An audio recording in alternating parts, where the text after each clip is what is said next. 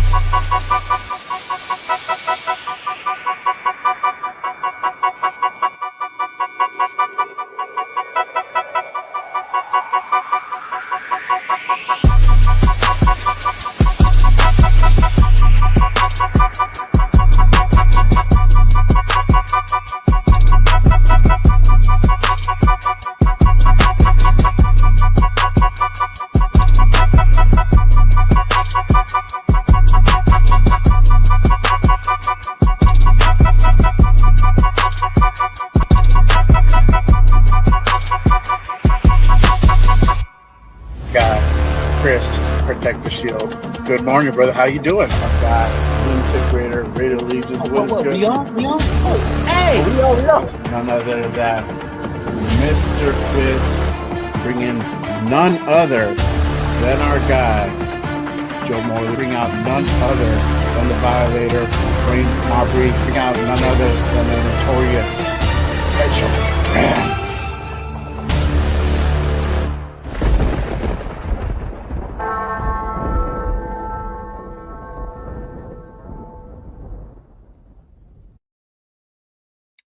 Good morning, nation, and welcome to Good Morning Raiders. I'm your host. I am Jay Raider. Real quick, before we go ahead and officially kick this thing off, make sure you guys hit that like, hit that subscribe on this channel. Go ahead and share it to all social media platforms. Help your boy out. Get me out to the YouTube universe. I appreciate you guys pulling up and tapping in on this Saturday morning. All right, y'all. Hey, first game down. It's in the books. We went ahead and had our first test as a rebuild team in the rebuild year. So we're gonna go ahead and kind of talk about and really dissect this game and kind of like did actual training camp really translate over to the game. We're going to go ahead and chop it up. It's the camp hype versus preseason reality, y'all. Before I do, let me go ahead and bring out my guest. You guys know my guy from the War Room on Sundays and Wednesdays. My guy, the professor, man. He dissects the film. You already know. Great takes. Let me bring out none other than my guy, 805 Raider. Salute to you, brother. What up, Jay? What's going on, brother? How you doing, man? Good, man. Good, man. Hey, it's a weekend. I'm glad it's here. Long week for me. And I'm ready to go ahead and talk some Raiders football, bro. Hey, it's back. Preseason hit. Football's back, man. You got to be excited. Whatever the outcome of the season might be prior to that first preseason game, right? Or what the expectations are going into it. At the end of the day, man, it's just exciting that Raider football is back, and the energy that was at the stadium at that preseason game. I was lucky enough to be able to attend it. You could just tell people are excited. So I also went to the open camp, a couple open practice, a couple training camps, and just I think the excitement that the Raider Nation has right now, it's good. So got to rock with it and enjoy and be stoked that football's back. Oh, yeah, for sure. 100%. Before we go ahead and start getting into all that good stuff, let me go ahead and do a quick roll call. Again, appreciate you guys. Good morning to everybody. Hopefully, y'all got whatever it is. Go ahead and get your mind right. I know I did, and I know I am. But real quick, real Resource. quick, shout out to our guy Jack in the building. What is good, my guy? Salute to you. Shout out to Raider Paul in the building already, man. Starting with the hold on, dog. Let me do it right. Raiders! There you go. There you go.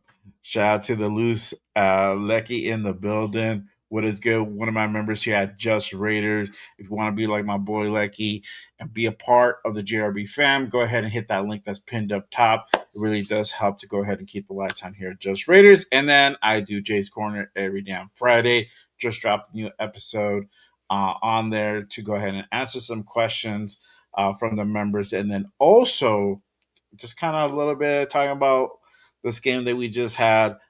Some things that I noticed and some questions I wanted to go ahead and kind of raise. So make sure you guys go ahead and tap into that as well. Let's see here. Shout out to SoCal South in the building. What is good, my guy? Appreciate you pulling up and tapping in. And then, hey man, I got the sis in the building. What is good, sis? I hope you're doing.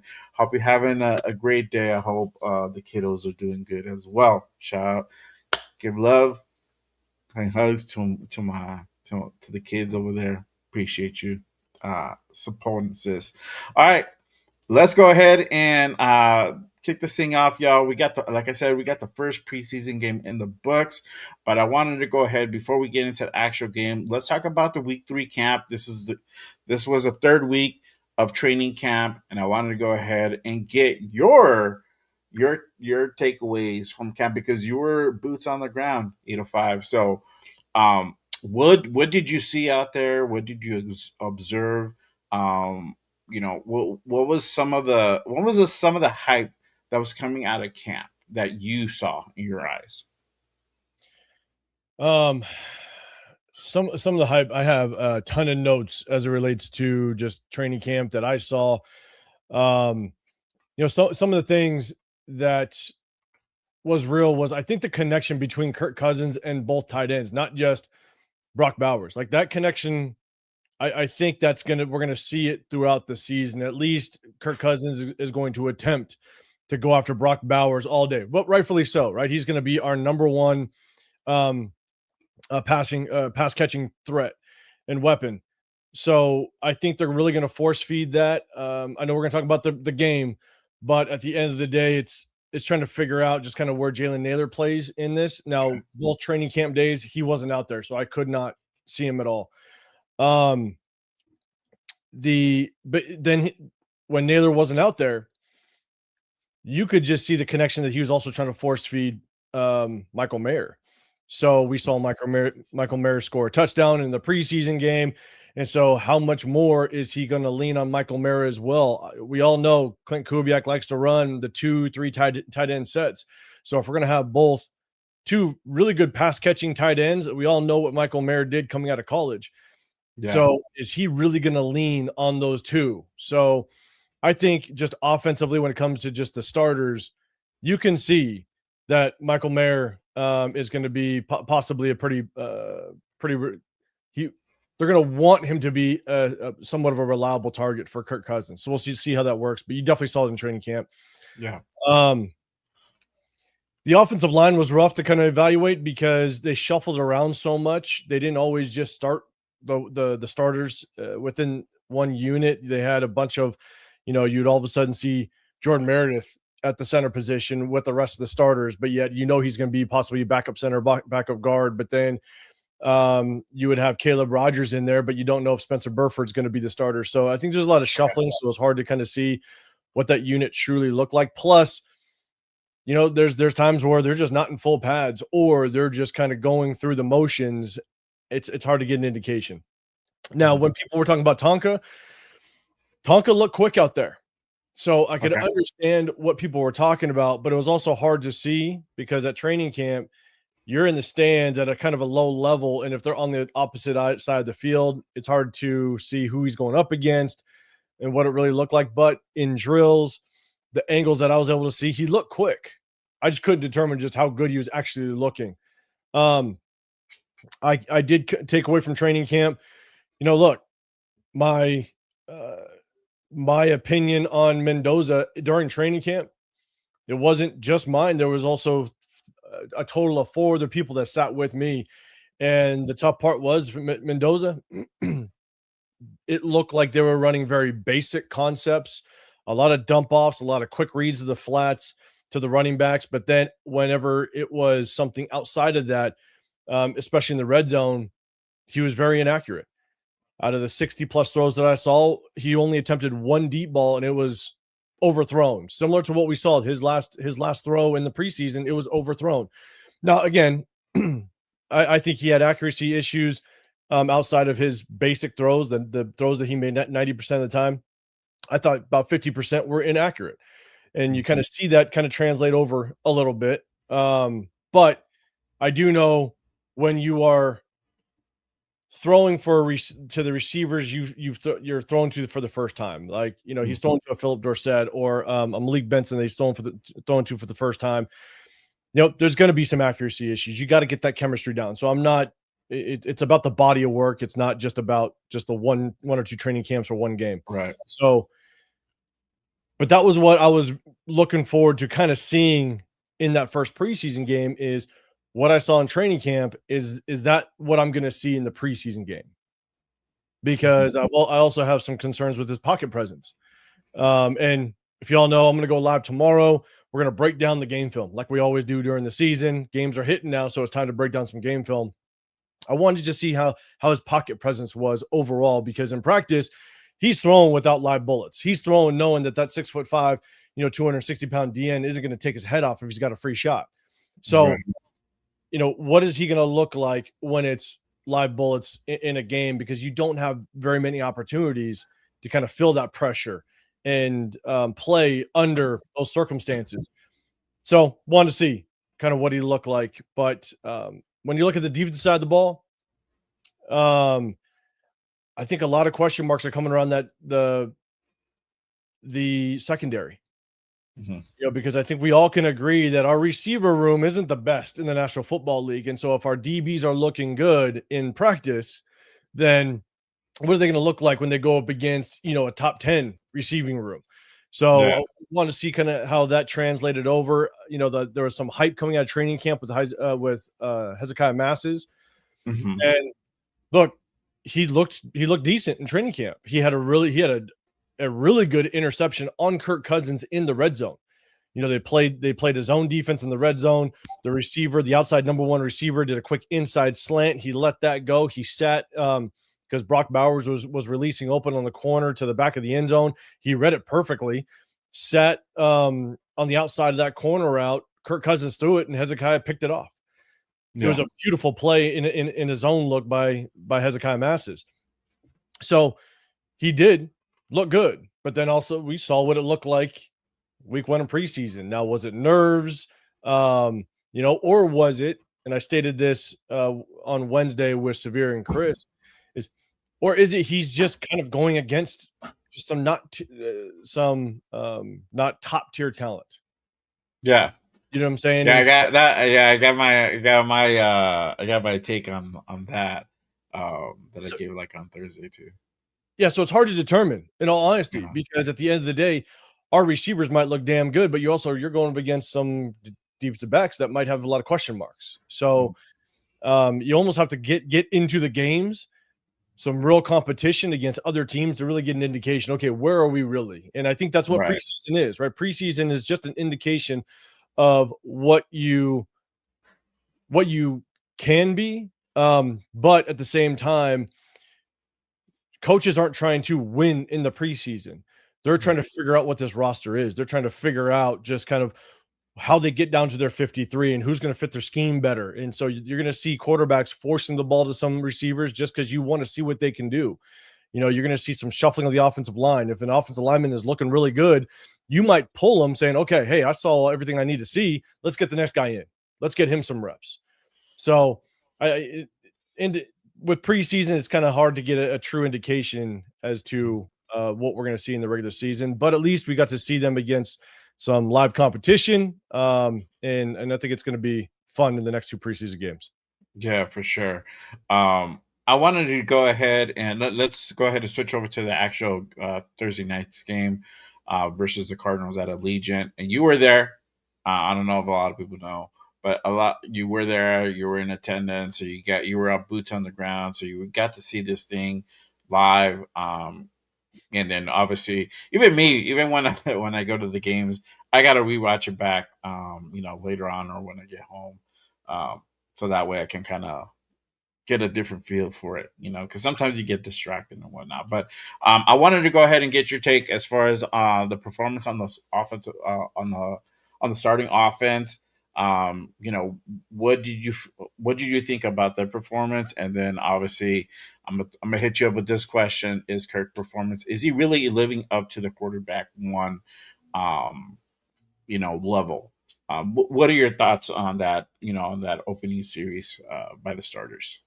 So the opening series, I think what was good is it flowed well, right? Mhm. I think that they moved the ball well. Kirk Cousins, you could tell that he's just a veteran.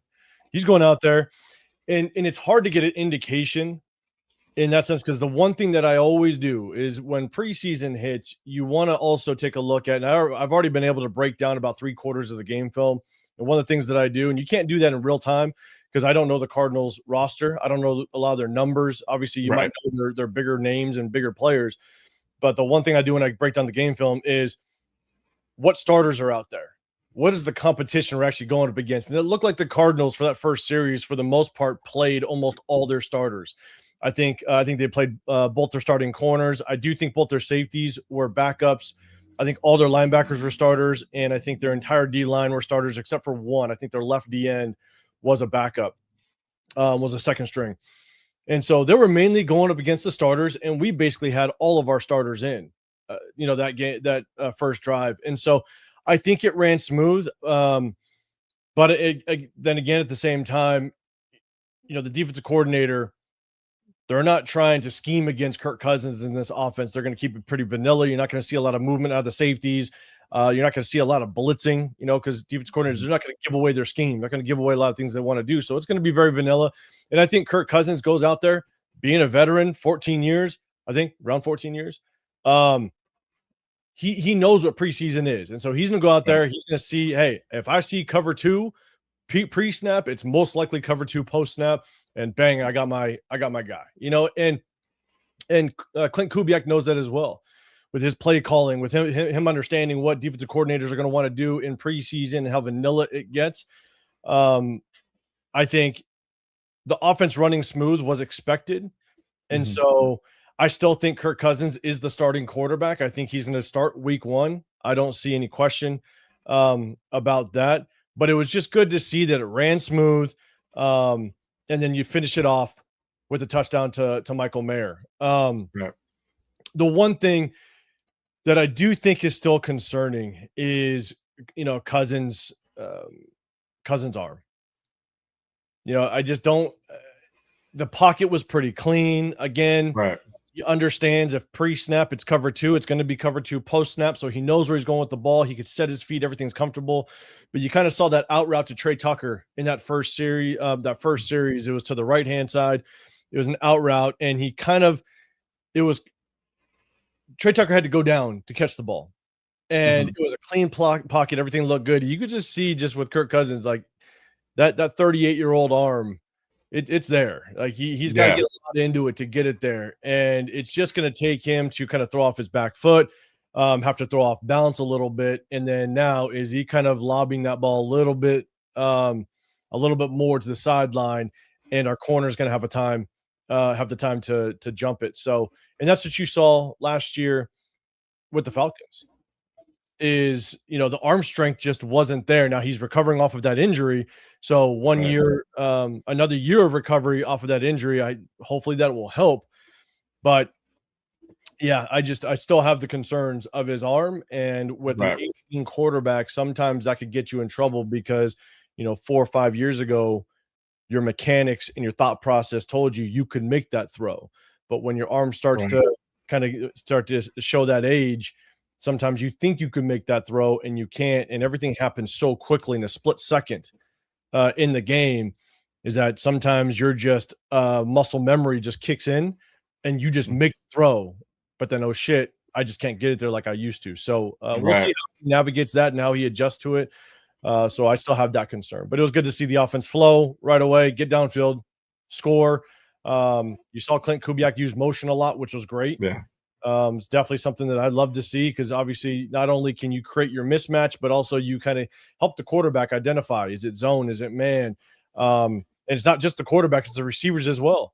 Because the receivers they have to have that same read as the quarterback. The receivers got to know, is it man, is it zone? Because if it's zone, then I'm running my route with the mindset of, do I got to find the soft spot in the zone? Do I got to see where that corner sitting on the other side of the field if I'm running a drag route? Like using motion, I think is a vital part of an offense, and I think Clint Kubiak looks like he's going to run it well. So Yeah. Yeah.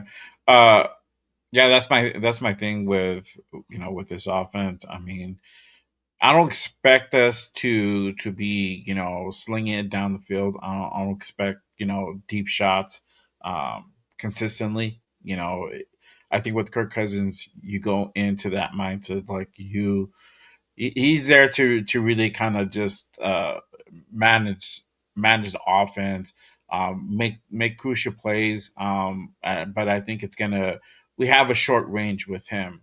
I think his success is gonna really be predicated on Clint Kubiak's play calling. Scheming these receivers open. I think that's gonna have, especially trying to go ahead and get the ball and stretch the ball downfield. That's gonna be a little bit more of that Clint Kubiak creativeness. That's gonna go ahead and help Kirk Cousins in that aspect. But I mean, it is what it is. I mean, for me, I already know that this is going to be a run first team. So that's always going to be the thing going into it. Is just we're going to be running the ball heavy. So I don't expect a lot of deep shots. Going down the field a lot. And that, you know what, we for me, I don't really need that. I just need efficiency. I need to be able to go ahead and put a drive together consistently and be able to go ahead and score in the red zone. And I think that's the biggest takeaway here. I think it's just that efficiency that I'm looking for from like Kirk Cousins. But let me ask you this on the other side of the ball. let me Go add ahead. one thing to that. Is even in training camp, you didn't see Kirk Cousins push the ball downfield too much. Like he's not Josh Allen throwing the ball 60 yards downfield and really trying to take a shot, right? Even in practice, the 2 days of training camp. Now I went on Friday, so I got to see him, but then on Saturday, the whole scuffle thing, so they benched him, for Right. full team. Um, but you didn't see Kirk Cousins push the ball at all in the 2 days that at least I was there. I don't think we've seen too many highlights that social media puts out of him going deep and hitting these guys, 50 yards downfield. And so the question is, and you saw it in the preseason game, right? Again, Right. everything is very vanilla, you saw him really work the flats and the short yard routes. And as time goes on, defenses are going to test Kirk Cousins. They're going to say, "Look, old man, beat us deep. I'm gonna play underneath coverage. I'm gonna play a trail technique on this receiver. I want to see if you can hit me deep. I want to see Yeah. if you can beat us because if you can't, then we're going to sit on everything. And if you sit on everything, then it's just going to make it that much harder for Kirk Cousins to kind of navigate on a consistent basis. I'm not saying he won't be able to. He's a veteran, he's a smart quarterback, but it's just going to make it that much harder. And then if we have receivers that just aren't either top tier or executing at a high level at their position, then again, it makes it that much harder. Right. So I think that's where, as the season goes on, week one, and as we move on, I'm going to be really curious to see how defenses are playing Kirk Cousins, and are they baiting them? Are they going to say, "Hey, I I dare you to throw this ball 50 yards downfield," because they may bank on it's going to be underthrown. Mhm. So you just trail the receivers, you play a soft coverage over the top with the safeties, and then you just bite on everything underneath. So uh, the first 3 weeks are going to probably give us a pretty good indication just on one, what Kirk Cousins' ability is as relates to Mhm. the deep ball, and just kind of how Kubiak is going to scheme it up. So that's definitely something Yeah. I'll be watching for. Yeah, yeah, no, for sure. That's That's a good point. It's that they probably would challenge him and like, all right, go ahead and take your shot. Let's see how far you can go ahead and launch it. And I don't know if the arm could do it, man. Yeah, it's when you're older and you played sports, man. Things don't work the same as they did 5 years ago, 10 years ago. So yeah, that's the father time is Oh, hey, father time remains undefeated, man. the funny part is though they don't, but mentally you might feel like you can go out and do it. Like that's the thing. Like I still have that at times. And I'm 42 years old. When I was in my mid 30s, late 30s, I had one guy. So really short story. After I was done playing for the most part, I had a buddy Yeah. of mine. His dad was the sheriff of the county that I grew up in, right? And so I Uh-huh. played football with his son, stuff like that. And it was a year outside of me. I stopped playing. I was done. I was like mid 30s. I was like 36, but I was a few years removed from playing. And he hit me up and they were doing a cops versus firemen football game. They do it annually every year. And he called me. And I was actually living in Texas at the time. And he called me and he goes, "Hey, are you still playing?" I'm like, "No, bro. I've been done for a few years now." And he Yeah. goes, but he didn't know I moved to Texas. And he Okay. goes, "I can pass you as a cop. We need some help." And I'm like, "Bro, I'm done. Like I'm not playing." But Yeah. as soon as I hung up the phone, I'm thinking in the back of my mind, "Oh, shit, maybe I could do it one more time. I got one more game in me, you I know?" got one more in me. I could do it. You know what I'm saying? And so it's like, the game wasn't for like 4 months, and so I was like, "Hey, you know what? Give me 4 months. Let me do some sprints, some agility work. Let me get in shape a little bit." And funny thing is, sure shit, I actually did it. I told him I was like, "Hey, I can't come in for a lot of practices, but I'll fly in and I'll play." And I did it. I went in for the week before. I went one practice. I basically just played outside linebacker for him, and I played. And I did well, but I could tell my feet weren't as fast as they were before. But I felt like I could do it. I felt going to that game like my shit's gonna be good. Mhm. And I could just tell I wasn't getting to the spots like I used to, right? And I will tell you the very next day, I was sore as shit. I couldn't walk for like the next 3 days. Yeah. But yeah, like mentally, and I'm just an everyday person. Like I'm just a normal, whatever, right? But you got guys like Kirk Cousins that as much as they've played year over year and they're keeping their body in shape and their diets right and everything like that, it still hurts the next day. Oh And yeah. so I could see with Kirk Cousins just having that confidence, he could probably say, "Hey, I could make that throw." And then again, because from the snap to the throw, it happens so quickly, he's probably gonna attempt it, and we'll see what Yeah. the outcome looks like on a consistent basis. Oh So, yeah, for sure. Yeah. No, I'm with you 100%. And it's just like y- you know, for me, I feel like, oh, hey, I can go out there and drink, go ahead and go party, oh, the yeah, night before, and then get up at, with 2 3 hours sleep, get up and go to work, or start over again. My body's like, nope, I ain't doing it. Nope. that that's what I Sit got your ass down back in bed, bro, because it ain't happening. that's what I gotta do every time I go kick it with Chris from Protect the Shield because he's ready to party. He's ready to party, and I just don't party like that anymore. And so when I know I'm either linking up with Chris or Chris is coming into town, I like eat clean for 2 weeks. Like I make sure my diet's right. I make sure my body is good because I know I'm about You're to. you're in the gym. You're like, hey man, this is gonna help. I'm gonna be able to hang with Chris, and then you're like, man, I'm tired. I want to be in bed already. It's like, yo, man, you ready to go to the next spot? Let's go, dog. Let's go check this out. Oh, you're like, Exactly. God all damn it, right. Chris. Goddamn, Chris, man. Shout out to Chris Protect the Shield. Oh boy, man. Yo, there's only one Chris Protect the Shield. I'm gonna There's just say only that. one. Yep. There's only one, man. Shout out to our guy. But yeah, let me ask you, and I wanted to go ahead and get your take on this on the defensive side of the ball. Their performance, the good and the bad. What were your thoughts on that? And we're gonna get into the the twos and threes in a bit, and we'll go ahead and kind of dissect that. But what was your take when from what you saw out there from that? So I'll start with Robbie Leonard. I think just Mhm. obviously him being a brand new defensive coordinator. Really just like anybody, you're gonna give him time. You got to give him time, right? That's his first time ever playing, Let's go for it. calling plays, kind of getting into just the swing of things on how do you operate on the sidelines as now the number one play caller, as the DC. Yeah. And so got to give him time to get his feet wet. Preseason is a great time to do it. But again, it's very vanilla, right? You're not going to disguise stuff. You're not going to be blitzing all over the place. So and the intention again is not to win preseason; it's to evaluate your roster, get a good indication of how you're going to cut down to the 53 and who fits your scheme. Mhm. So we'll see just kind of how Robbie Leonard continues on. But when you talk about just the performance of, let's say, our starters, right, the number ones, the first series, they looked undisciplined. Um, you know, the hype out of camp was Tonka Hemingway. You go Yeah. back and I'm going to be breaking down the game film with the guys in the war room tomorrow.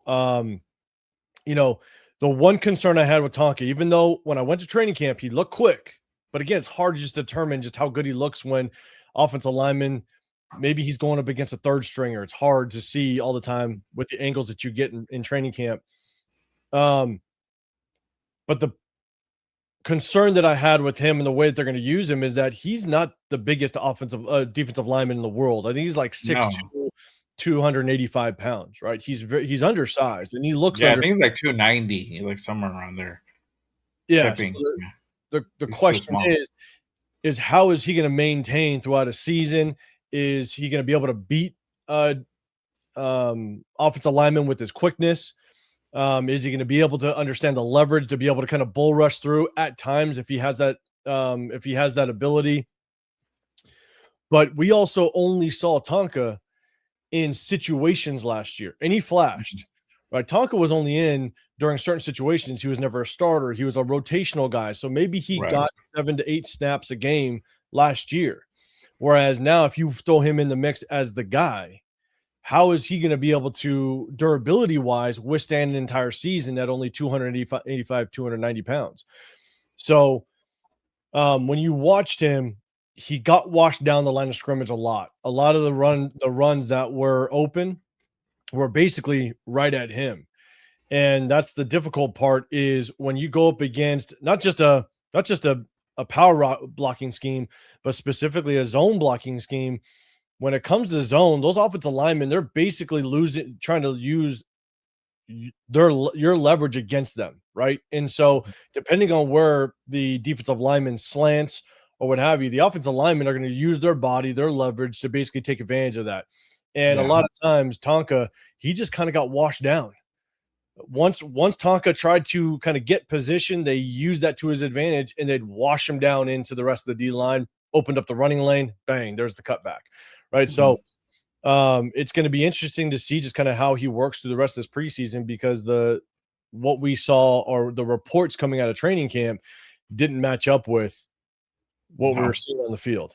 And then you had situations where I believe it was, I don't know who the kid is, number 22, the running back for the Cardinals. He bounced it outside for the first down. Their first It's series. not Love, right? It's not Jeremiah Love. No, it's 22. Jeremiah Love was number 4. The running back bounced it outside for a first down and bounced it right outside of Jeremy Chin. Jeremy Chin needed to come up. Everybody blocked down. Jeremy Chin needed to set the edge. Didn't. He was late to it. Yeah. And so running back just cut out, gained a first down. Just you've got to be just more disciplined. That's just very basic football. And then the deep out route on the right-hand side when Eric Stokes got beat. Eric Stokes basically ended up sinking inside, took inside leverage on the receiver, but he had inside help with Isaiah Palomau. Isaiah Palomau was doing a good job of just sitting, taking on any type of short route or any in-cutting route. So Eric Stokes had help on the inside, but for some reason, he ended up sinking to inside leverage of the receiver, which left 8 yards of sideline wide open, and the receiver just easily cut to the out route, simple throw and catch by the quarterback, and now you just give up a first down. Like those were just very undisciplined plays, right? Right. And so if you talk just specifically about the defense, they looked undisciplined, but then you also kind of open it up and look at they also had 8 penalties throughout the entire game. It's just a very undisciplined team right now. We cannot have that many penalties. And so that's definitely something we have to clean up without Right. question. But if you just look specifically at the starters, yeah, I just think it was you just saw kind of some flashes of just undisciplined play, and that's why the Cardinals did a good job of just moving the football pretty consistently throughout the day. Right. So it's definitely something. Well, we got to clean up. So Yeah, no, for sure. Yeah, I mean, that starting the starting defense, they did so.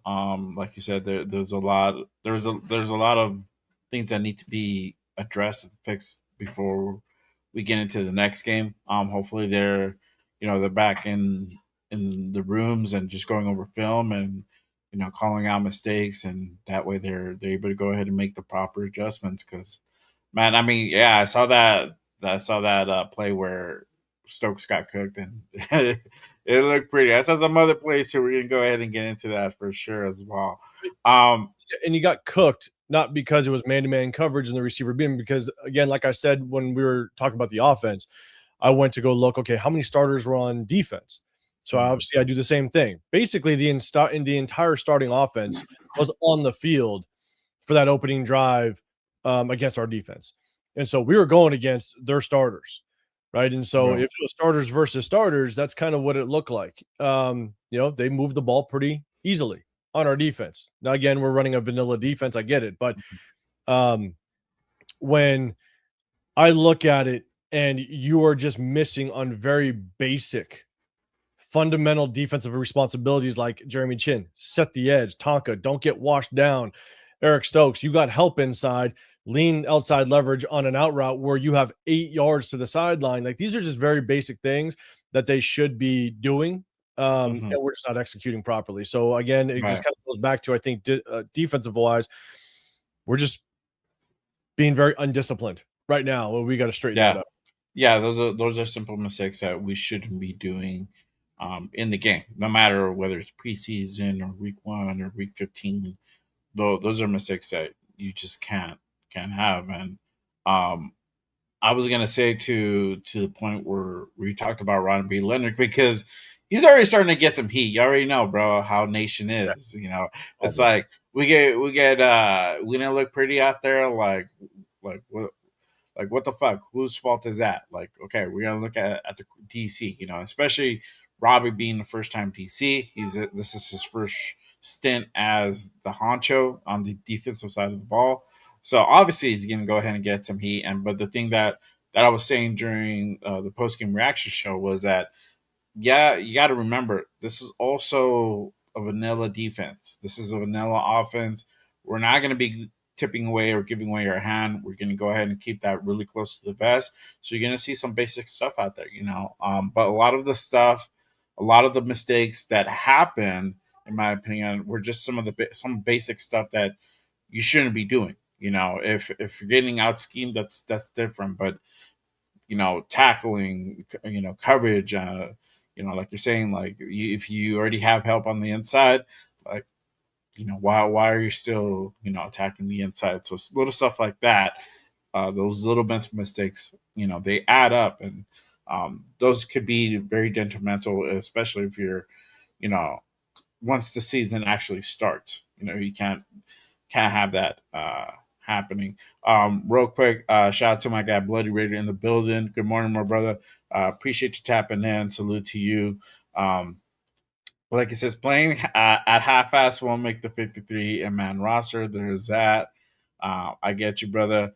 Shout out to my guy Primos in the building. He says it's going to be a lot of dink and dunk from Cousins, and maybe a couple of plays pushing it down the field. We'll see, man. Like I said, I feel like we're gonna be run heavy, and I think that's gonna be our bread and butter. And then once that gets going, I feel that you might have some scheming that's gonna be coming up as well. So A little mix of both, but I feel it's going to be a lot of run heavy for sure. My guy Lecky says after one preseason games, fans are already calling for Rob Leonard to be fired. Yeah, that's some nasty work, bro. There's two ways to kind of just respond to just that the fan base, right? Like this is what I've learned with since starting my channel in 2023. So this is season 3 now since I started Yeah. my channel. You know, and this it's not just our fan base, like it's all just fans in general, all sports, right? One, we're very emotional, and we take that Yes. mindset of what have you done for me lately, right? Like, so I know we're going to talk about him, but it's like Jack Besh, right? Jack Besh just did not look good last year. We broke down his game film. There was 18 games for the most part that it just didn't look good. Now, yes, we had problems with Geno, stuff like that, but for him with his route running and everything, it just didn't look good. Right? Mm-hmm. But then he has one good game, and everybody's like, "Oh, see, I told you so." Like it's the "What have you done for me lately?" Right? One day the defense could look great, and everybody's like, "Oh shit, here we go." It's like it was the Tyree Wilson talk, for the longest time. Tyree Wilson, if he had one sack out of 9 games, everybody, the Tyree Wilson, fans would be like, "Oh, see, I told you, here he comes, and you couldn't shut it down." Yeah. But they forgot about what the other 8 games look like. You know what I'm saying? Yeah. So it's just the vast majority of the fan base is very, very emotional, and it's not just us; it's all fan bases of all sports. And so people calling for Robbie Leonard's head, I think, is wild. It's a preseason game. They don't understand what your intention of preseason game or what you're trying to get out of a preseason game is.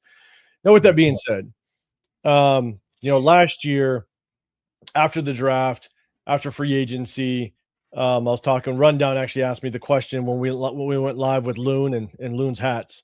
Yeah. We Rundown asked me the question, like, what's my biggest question mark going into the season? And my biggest question mark was Brendan Carroll. I'm a big building trenches guy, and I don't think we prioritized the trenches well, but I also didn't think Brendan Carroll was qualified enough to run the offensive line. And so that was my biggest question mark in May of last year going into the season last year. And ultimately it ended up he was horrible. Yeah, we got to find out. Yeah, this year it is Robbie Leonard, because the reality is one, he's a first year DC, but two, and I've said this multiple times on my channel. Jay, not sure if you have heard me say it, but we were the last ones to hire our head coach in a massive head coaching cycle last year. I think there was 10 or 11 head coaching vacancies, right? And we were the last one to hire on our head coach. And we had to wait for after the Super Bowl to do that, where everybody else hired their head coaches and everybody already kind of got a jump start on hiring their defensive coordinators. And so we basically were the last ones to hire on our coordinators, which we're lucky enough. Clint Kubiak is our offensive play caller as well. But Clint Kubiak kind of didn't have a lot of options to choose from. Because all the other head coaching vacancies were full and were filled, and they were able to start hiring their coordinators. And so he just didn't have a lot of options. And so maybe it felt like the natural process of Robbie Leonard knows this locker room. He knows the players already. I'm getting a late start on evaluating this roster. And so it felt like maybe that was the natural process or step of hiring on Robbie Leonard. Now, my question is, was he truly ready for it? I have no clue, right? I think he's done a very good job with our defensive line. So that's a good sign. But was he actually ready, and was he the right pick, or was he just the natural selection given the fact that there was really nobody else to choose from out in the market and he just knew our roster? So that is one of my biggest question marks, is how good is Robbie Leonard as a DC, and is it going to work out? So we'll see. I'm hoping that he works. I'm hoping that, you know what I'm saying, like he could dial it up. I love that he moved to a somewhat of a 3-4, kind of a hybrid 3-4. But we're just going to have more speed on the field, which I like. So I love that first adjustment that he made. So we'll see how it works out. Want it to work out, but we'll see. I'm gonna piggyback off of that, and I agree. I feel like Robbie Leonard has the biggest question mark from the coaching staff this season. And you would think, okay, well, what about Clint? I mean, Clint's proven. Clint's won the Super Bowl. Robbie hasn't done really anything outside his respective room. He's developed certain guys. We can go ahead and give him the flowers for that. And I'm a Robbie Leonard fan. I was excited about that hire. I felt like it made a lot of sense. And like when you're saying all that, for me, it made like it gives that perspective. Okay, it kind of makes sense.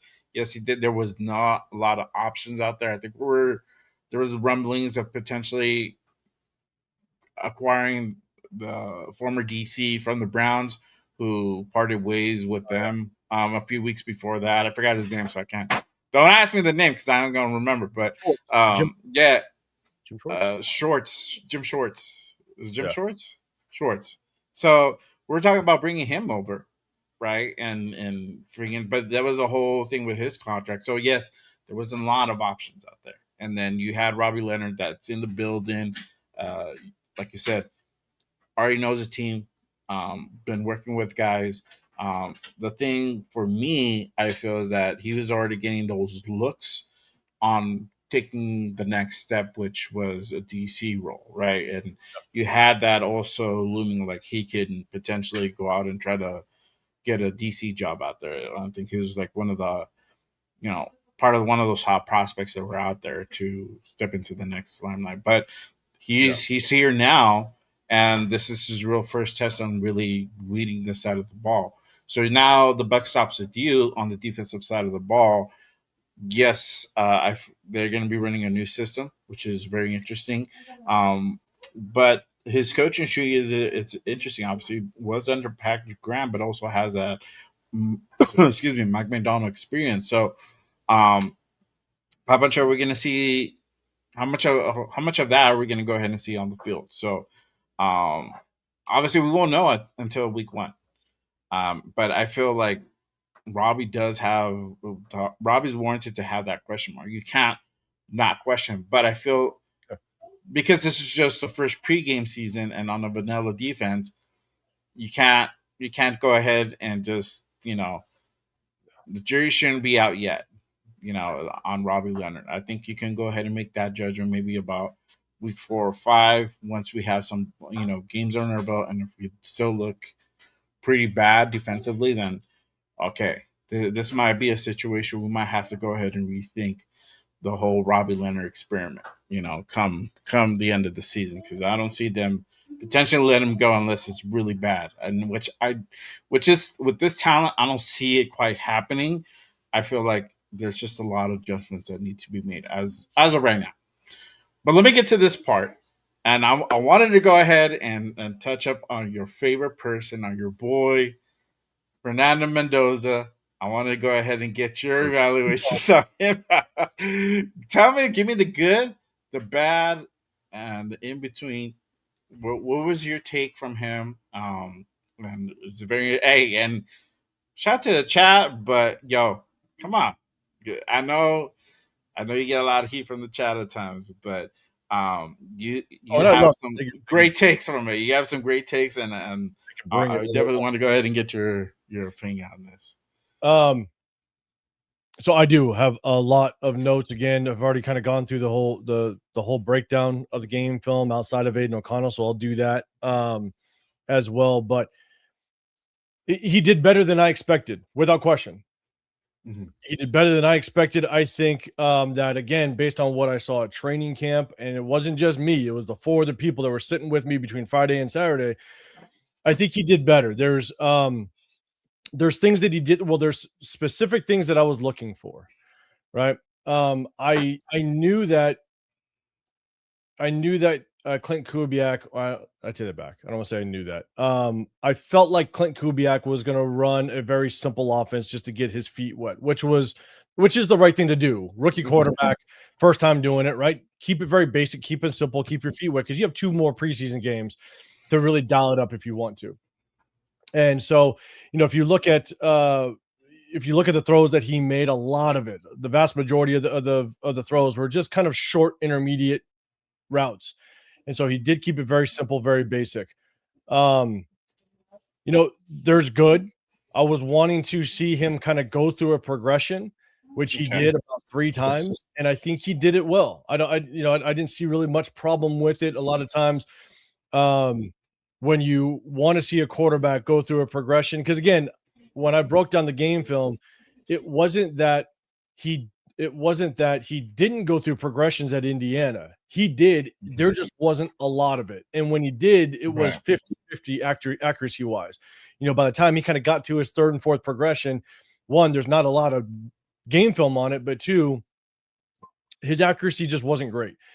And so you saw him do it 3 separate times where he kind of went through his progression out of the 16 throws that he had, and I think it looked good. There's really not much issue with it. There was one where he hit, I believe, Ian Thomas on the backside, Yeah. and he didn't get his feet all the way over to with his progression. His eyes went, but his feet set on his first look. He got to his second, his feet came with it, which was good, but when he got to his third, he basically threw it without moving his feet with it. So the question is that's basically an off balance throw. That's a throw that he's making kind of out of position. There's not very many quarterbacks in the league that can do that. The throw to Ian Thomas was good. So there wasn't much issue. It wasn't like it was completely inaccurate. But can he consistently be able to make that throw as time goes on? But he went through progressions. I think it went well. I know a lot of people have talked about it. The throw that he made out of play action to Malik Benson. Malik Benson basically ran just a 15-yard basically curl route in the middle of the field. I'm going to showcase it tomorrow on my channel where he did a really good job of not just executing play action, setting his feet. It was a one read, so he knew where he was Right. going with the ball, and he just drilled it to Malik Benson. But not only did he throw it on a line to Malik Benson, but he threw it in between about 3, I believe it was about 3 defenders, but he threw Malik Benson open. If he Mhm. would have thrown it directly to where Malik Benson was, there's a good chance that linebacker either picks it or tips the ball, but he threw it about 3 yards inside and made Malik Benson move to it. So he threw him open, which is good. It's hard to kind of explain what throwing a receiver open means, but tomorrow it'd be a good way to kind of showcase what that means and what it looks like. Right. But I think overall, it was better than what I expected. I'm going to be dead honest. But 2, there's also things that you're seeing out of a rookie, but also things that I saw at Indiana that is carrying over a little bit. Now, it's going to take time. He's a rookie. Got to get the jitters out. You saw just some inaccuracy problems, right? He almost got Mike Washington Jr. killed just with reading the defense. Again, everything was very basic, so he didn't have to read the defense too much. He had the 3 examples where he went through a progression. The touchdown was really good, seeing the movement of the linebackers to kind of see that quicksand was going to be open. That was really good, especially working in the red zone in tight spaces.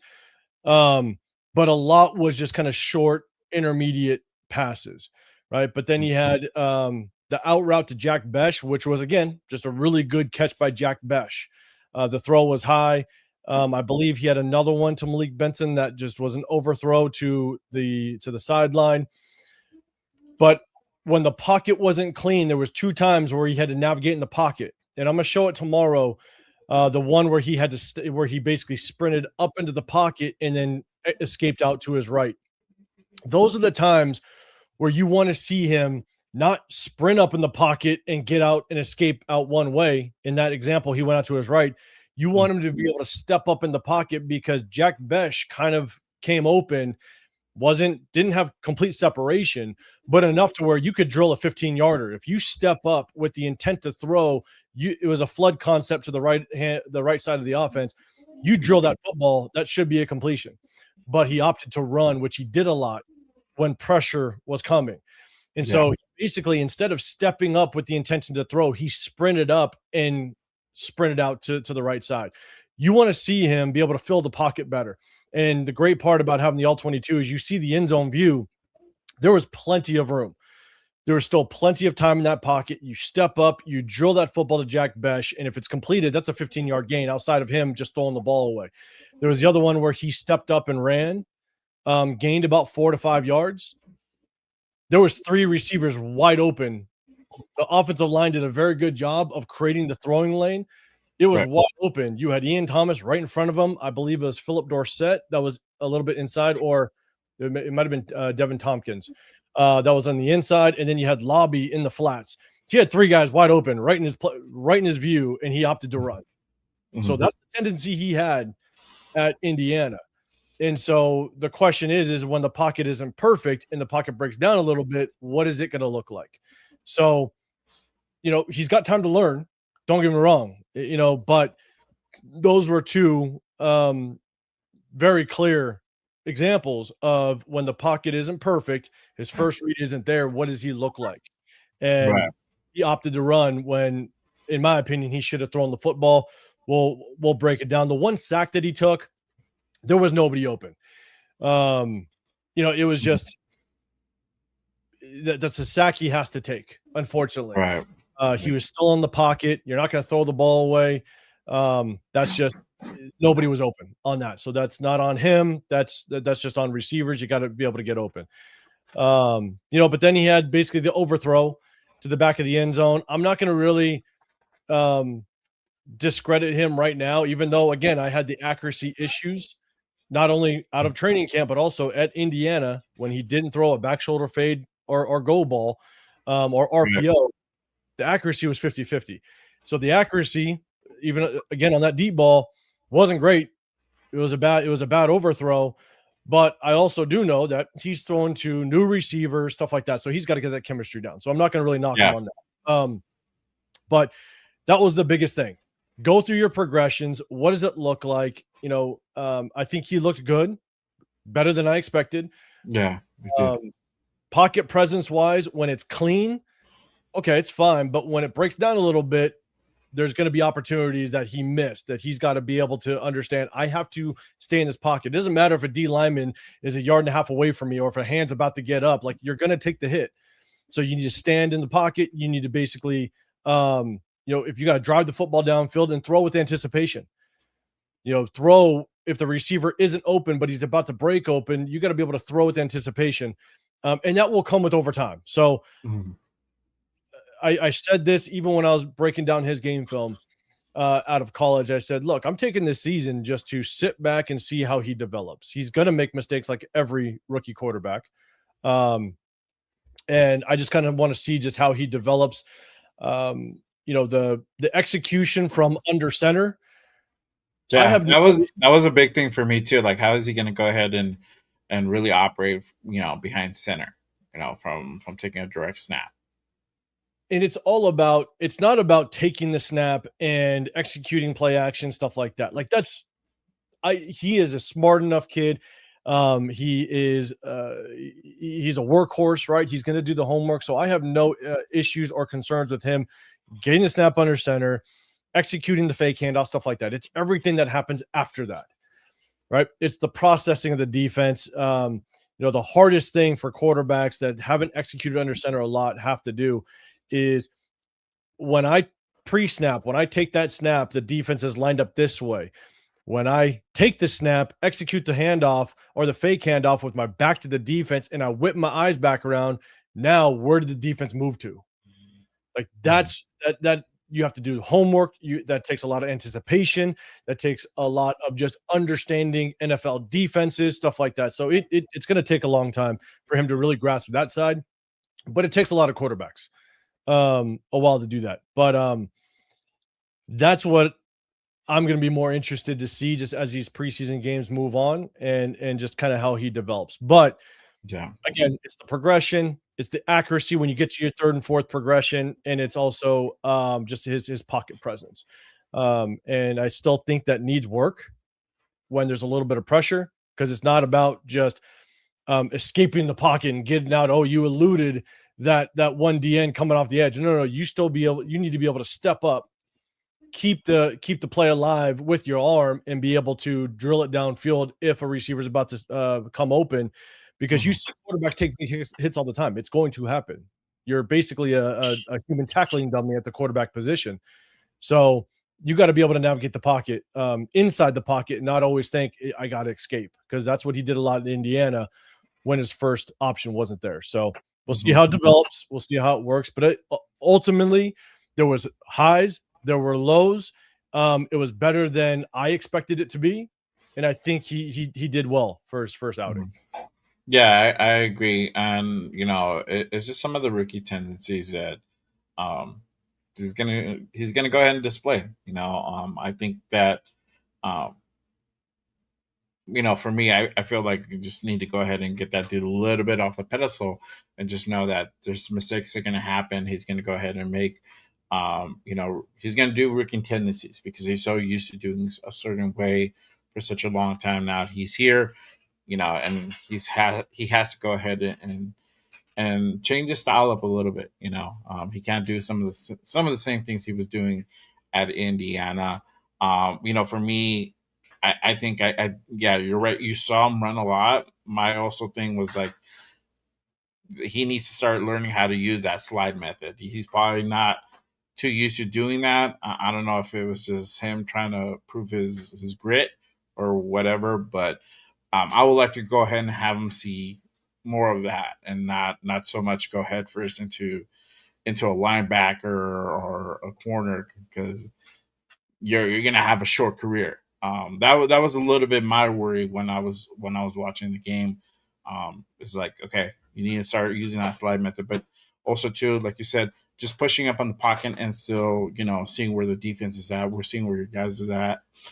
Trying to go ahead and create a play that way as well. So it's probably one of the hardest positions to go ahead and play, because you're having to do so many things in such a very short window.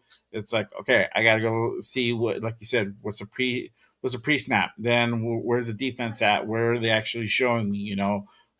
Where is this guy coming over? Um, and etc. So, and then you also got to watch your ass because then you got an edge coming off, off your blind side, coming at you. So, that's the thing as well. So, but yeah, he did have a really solid performance. I have the clip for the touchdown that he connected with Jack Besh. Mhm. And then I'm going to go ahead and get your take on the offensive line as well. So let me go ahead and kind of pull that clip. I'll go ahead and replay it um, as well. This Here we go. game, Mendoza, quick throw, whoa, and it's caught. So there you go. You had Jack Bash on the inside slant, and he was able to go ahead and do a quick shot to go ahead and get the six. What are your thoughts about that? That touchdown drive. I mean, the whole drive, I believe that was the touchdown drive that was basically start off with Mike Washington Jr. ripping off that 53 yarder or what have you. Yeah. And so you look at Mike Washington Jr. I think he is going to be a damn good compliment. But it was good to see you. It was good to see Mendoza be able to just. He did it at a very high level in college, executing in the red zone. Right, one of the best I think we've seen. That's definitely something that you have to give him his flowers, just to the way that he operated in the red zone in college. And the tough part is though is again, and I stated it, is that whenever they got into the red zone, 93% of the time he faced man coverage because their run game was so good. Hmm. And so when he faced man coverage, he knew he had kind of one read routes, the back shoulder fade, stuff like that. To see him kind of execute and hit Jack Besh on the inside slant route, with the motion, he sees the linebackers move over, which gives you that small window. And again, in the NFL, it's a small window, especially when you get closer and closer to that goal line. Seeing him just get the ball, the timing, the good placement on the ball. Again, one of the things that I look for in with college quarterbacks is ball placement, Hmm. and so that was placed perfectly. Basically right at his belt, just making sure that as soon as he catches it, he can get down. So it was just a good execution for Fernando, seeing it, getting the ball out on time. and hitting that window because they're tight down in they're in the red zone. So it was impressive. And shout out to Jack Bech getting his first, I think, touchdown of his NFL career.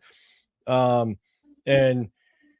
if you talk about a winners and losers, I think Jack Bech is without question a winner. Based on, again, what I saw in training camp. The 2 days I was there, when they went full team or 7-on-7, they didn't even look his way. He didn't get a single catch. Jalen Naylor wasn't out there, so you would think he'd get more burn. They did not only did they throw him the ball, they didn't even look his way. And so for Jack Bech to come out and actually have that type of performance, I think it's good. So now it's time for Jack Bech to start stacking performances. And so you can do that, you can have more confidence that this could be a regular thing. Let me ask you, because you're saying that Jack Bech didn't really get any looks. Was that because of separation? He's just going to get the separation, or just play calling? He couldn't get open. And now, mind you, quarterbacks, you gain confidence within a receiver in practice.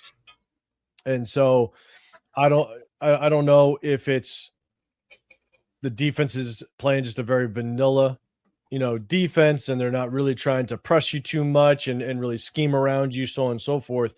So, I don't know why they weren't looking for him in practice, at least the 2 days that I saw at training camp. And at the same time, you're looking at, reporters that aren't saying anything about Jack Bech. It was quiet. Training camp. You're seeing highlights come out of training camp, and he's not really any part of it. And so for him to come out and have, 3 catches, at least just showing that he could be involved, I think was a little bit surprising. But right now it's about, okay, start to string things together. String them together, and then it's not about 1 or 2 games or 1 or 2 highlights. It's about the body of work. So, we'll see if he can continue it and be a reliable target for our quarterbacks. Yeah. Shout out to Rafa in the building. Salute, bro. Primus is like, I'm not slandering Bech this week, but this is my thing with Bech. Yes, he had a great game, and like you were saying, it's been quiet. I've said that too. It's been quiet from Jack Bech. And if you guys were tapping into the last few weeks, all of us, all 3 of us, were like very critical on Jack Bech as far as like, where is he going to be at? This is going to be definitely a prove it year for him because he hasn't shown anything up to this point that he's worthy of a second round pick. And I think a lot of people started to go ahead and question that as well, right? So all this noise started coming out, from us, like, hey, what's up with Jack Bech? What type of season is he going to have? Is he going to be able to go ahead and figure out how to go ahead and create that separation and be an impact on this team, because he hasn't done anything up until this point. And yes, he had a great game. For me, I still need to see more. I need to see that consistency from him game after game. Cool. Training camp is training camp. I'm not going to put too much stock into it, but I need to see it on the field, right? So is it going to be that wide receiver 2, or like what type of impact is he going to be able to go ahead and bring to this offense, right? So this is a good sign, but I'm not going to get excited yet. And I like Jack Bech, and ask fucking Leo, he'll tell you, like, I was a proponent of Jack Bech, and what we saw last year kind of was like, okay, the whole thing with Gino was also a thing where I'm like, okay, well, sometimes Gino didn't see him open or whatever, or didn't give him enough reps, right? But now it's a whole separation thing that's been an issue, and hopefully now we can go ahead and start seeing him improve on that. So just wanted to go ahead and kind of put that out there on Jack Bech. It's like, I'm still going to go ahead and be critical of him because I'm not sold on him yet. I think I probably won't be sold until probably like week 3 or 4, once we start really seeing Jack Bech like in an actual full game where he's actually taking reps against starters, and seeing what he's able to do at that level. And then that's the thing, right? It's going against starters, and even with Fernando, right? He's going against a lot of backups with his playing time. One thing I will say is exactly, I love the amount of time that Fernando got in that preseason game. I was surprised how much time he did get. Seeing him walk out there at halftime or after in the second half, and he got a lot of playing time. So I think that was great experience for Fernando. But then when you're playing that deep into a game and you also are Mhm, playing against a team that already played their first preseason game, so they're mhm, really getting the rotations in. That's same with Jack Besh, right? Jack Besh, you're basically running routes against backups. So what is it going to look like when you're going against a starting corner or starting safety? You know what I'm saying? mhm. So that's where it's not about drinking the Kool-Aid that game one. Jack Besh, game one, great. String it together. That's all Right. we need to, that's all we need to see. So Exactly, exactly. Let me hit you up on this. Let me get your evaluation of this offensive line, their performance overall, from starters and down to the threes. Once we get to the threes, they don't look all that great. They put at times Jordan Meredith at center when uh, when our guy Linderbaum went off. It was kind of Jordan Meredith at center. What was your whole take on this offensive line? Because it looks like with the starters and the twos for the majority of the part, they were able to go ahead and create some length. So there's some visual improvement there. But once we go down farther down the depth chart, then we started to see kind of it break down. What was your whole takeaway from that? um so if I'm going to say this, if Spencer Burford continues to look like what he did, and we're going to break down the game film tomorrow, Hmm. um, it may not be great. Now, Cardinals were playing their starters, okay, so that's Right. got to preface that on defense. Spencer Burford did not look great, um, and I have a little bit of concern if it continues to play out this way between Spencer Burford. JPJ was up and down. Hmm. Um, Colton Miller's got to get his feet back underneath him, so I'm not. He's a veteran. He'll figure that out by Yeah. week one, week two. I think DJ Glaze, he didn't play too bad. Wasn't too concerned with DJ Glaze.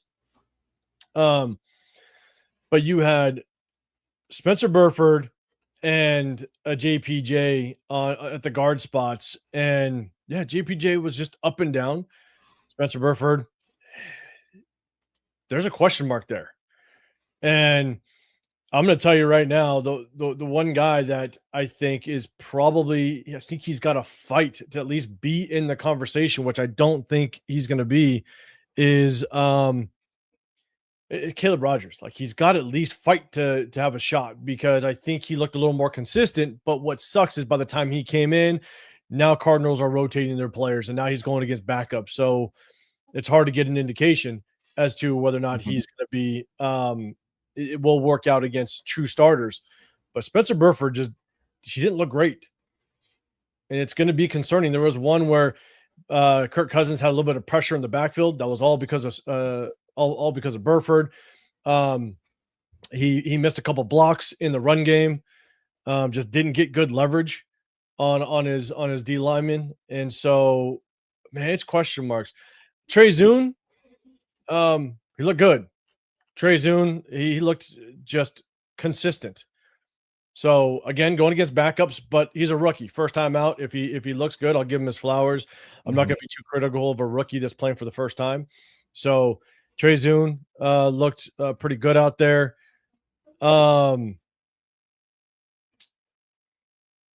I think when it comes to I talked about Caleb Rogers. When it comes to Charles Grant, I think Charles Mhm. Grant, he looked pretty consistent out there. He There did. was a couple blocks that he missed, but at the same time, um, for the most part, he looked pretty good. It looks like he might be the, or at least they're going to want him to be the answer after Colton Miller's done.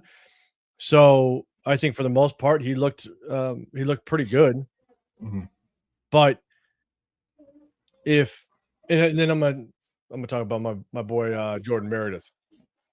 I got a clip too, dog. So they played him at center after Linderbaum was out. They played him at center, and Yeah. um, he didn't look great. Now he was going against, I don't know who that Billings, I think it was.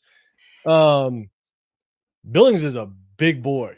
I'm talking, he's got a low center of gravity. He's got to be at least 325, 330 plus at least. He's a big boy. And you just know Jordan Meredith, he's not the biggest guy and he's not the strongest guy. And you put him at Yeah. center, he should never be there. And what pissed me off, and again, same thing that's pissed me off all last season, is he didn't look great at center. Just didn't. And when he has to go up against guys when he's playing center that are big, he's going to have trouble just because he's not that big. But then when Aiden O'Connell went in the game, they put Jordan Meredith at guard, and he looked like the Jordan Meredith of 2024. Now he's going against backups, he's going against third stringers, so I'm not going to get all the praise, but we know what he looked like in 2024. He was a good guard, and then all of a sudden you just see how comfortable he looked. You put him at guard, and he's just doing his thing. Right? Anytime he landed up, it was a pass, and Aiden O'Connell threw the ball more than they ran. I mean, he was just handling the guy in front of him. Again, fourth quarter, third stringers, I get it, but he just looked comfortable. And so if we have a guard issue, if Spencer Burford is struggling, if Caleb Rogers comes in and maybe he's struggling a little bit, if JPJ ends up looking like he's up and down, and then we either let go of Jordan Meredith or Jordan Meredith is just chilling on the sidelines and we're not given an opportunity, I'm going to be pissed. It's just going to be another example of all the players that have left us to find, success elsewhere. Right. So, yeah. Yeah, he just didn't look good at center, but at the same time, I expected that. He's never played center or outside of last year. Yeah. And I got that clip. I think that's the clip that you were talking about. Billings. I don't know if it's him or not, but yeah, he gets kicked on this play when Mendoza was out there. Just so I think I know which check it out. Yeah. Did he get swam like that? Yeah. There you go. And then he got. No, I remember that one because breaking down the game film, I saw that instantly, and I'm just sitting there going, "What's tough with him is the technique between guard and center is night and day." And so him, because he's already undersized, having to snap the ball, get your feet set, get your hand in the right placement. When you're going up against a bigger defensive lineman, it's hard for him because he's never played center outside of last year. So yeah, got to put him at guard. When he played guard 2024, he went up against Chris Jones twice and handled him. Mm-hmm. Like he went up against Chris Jones twice during the season, 2 full games. He went up against Vita Vea as well when we played the Bucks and handled him. He didn't give up a sack in 360 plus snaps. Handled them. Mm-hmm. Wasn't a problem. But then we mess him up and take him and put him at center. And so, again, if we have guard issues and he's just not given a chance, I'm going to be pissed. We'll see. Yeah, no, for sure. I feel with the offensive line, yes, there were highs and lows. I think Grant did well. I'm surprised that Glaze did well, and I hope he's able to go ahead and keep that consistency going and have a good solid season. I'm not really worried too much about Colton Miller. He'll figure things out, and obviously we know what Tyler Linderbaum is. I think this offensive line is going to really be predicated around him. And so there's still questions, obviously, with JPJ a little bit. There was some stupid. He had like a stupid penalty call for tripping. That's a little bit of concern, and I think that's for that. Just the discipline aspect, you got to be smart in that. But yeah, like you said, Buford. I haven't heard too much of Caleb Rogers this training camp as of yet. Couple maybe once here and there, but really it's been pretty quiet from him, and he really shined last year. So I'm a little bit taken back. Like it's been kind of crickets from him. So. Yeah, I mean, hopefully we get to go ahead and see continued improvement from this offensive line because, again, our run game is going to be really predicated on their performance, and we saw what it could possibly be if we have a pretty halfway decent offensive line. our guys, our running backs can go ahead and definitely cook if given the opportunity. But speaking which of running backs, how did the running backs look for you? And then obviously I'm gonna go ahead and talk about this guy, Mike Washington. He looks solid. He had that big 60-yard run. I'm actually gonna go ahead and pull it up real quick. Go ahead and kind of take a look. And I didn't have this look uh, on Thursday, and so you get the behind the view look. Mhm. So you really go ahead and see the cut. And again, I have to take some crow, bro. I said Mike Washington's kind of one cut type of guy. We saw that he was showcasing multiple cuts in that big run. But let me go ahead and pull that up. Shout out to Sanjeet on X. Make sure you guys go ahead and give him a follow if you're not following him already. Same thing on YouTube. But he put up this clip. This is Mike Washington's 60-yard run. There you go.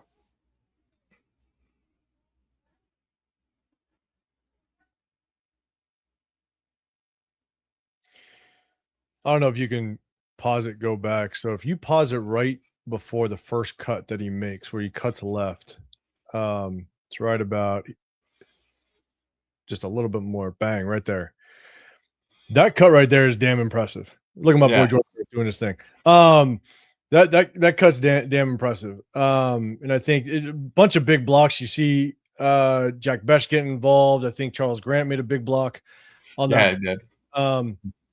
But that right there shows the understanding of the speed of the NFL, right? Him making the Yeah. cut, and the one that he actually it's the second cut. So if you go through this cut, but then the next one, this one right here, Yeah, that cut because right there, he's getting this guy 38, or I don't know what number that yeah, he is. stiff arms him, which is good. But that cut that we just saw, that defender had a little bit of an angle on him, and Mike Washington was able to just kind of understand, because right now, if you, yeah, it's hard. I'm going to break it down tomorrow. Right.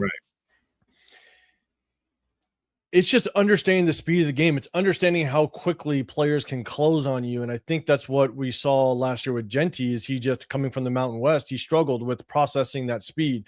But when you are running back, that you are facing guys in college that are going to be drafted into the NFL, the speed it's still a big jump. Don't get me wrong. Processing the speed is still big, but it's not as big. It's not as big as coming from a Mountain West, where guys don't get drafted to the NFL from the Mountain West. No, You know what I'm they saying? don't. He's able to process the speed a little bit better, and that run right there just kind of shows you that he understands how quickly guys can close, how much timing he has to make a specific move, and so that's, I mean, it's extremely impressive. But this is why, and some people just hated my take on it. They just chalked me up as a Genty hater, which I'm not a Genty hater. I still think I think Genty's a good running back. Yeah. But I said it when we drafted him, was I think what is going to be tough is that I think Mike Washington Jr. is going to have more explosive plays, which if he has more explosive plays, because if the O-line does do well, if the O-line improves and becomes better, if you give him an opening and he can make that one cut, now he's gone. He's got the speed. Now, I don't think he's great in open space. He still is very jittery in open space, but if he can just hit that one cut and go, where it might take Genty 6 or 7 carries to get 50 yards, it will take Mike Washington Jr. 1 carry. So it doesn't matter if it's a 70-30 split. Mike Washington might end up having just as many, or he might have a little bit less, but the yardage may not be as far off as we think at the end of the season. And because, like I said very early on in our show today, the fan base is very emotional, and they're going to see probably more explosive plays out of Mike Washington Jr. And when he's only getting maybe 30% of the carries, what up, Severe? What's good? Shout out to our guest review, man. When he's getting, maybe 30% of the plays, he might have more explosive plays, and people are going to start to say, hey, why isn't Mike Washington getting more touches? And that might be the argument towards the tail end of the season, is it doesn't need to be he's getting more than Genty, but instead of a 7-30 split, why isn't it 50-50? So I just think that there's a good chance that Mike Washington might have more explosive plays, and when the fan base sees it, they might want to see more burn out of him. Yeah, I agree. I think they're gonna. Clint's probably gonna have him. He's gonna utilize him a certain way. For me, I still feel that he's gonna be that red zone guy, where he's gonna be called in certain situations to go ahead and get that ball in there. Especially if he has a play like this, like not so much yardage to go ahead and cover to go ahead and get in the end zone. I think that's really where his bread and butter is kind of gonna go ahead and be at. If I have to kind of take a look at it, yes, he showed more cuts. So that's why I'm like, wow, I'm taken back by it because I'm like, wow, he kind of showcased some stuff there. So there's a lot of upside potential for Mike Washington. I mean, I was excited when we drafted the guy because we're like, there you go, that's our 1-2 punch. He's our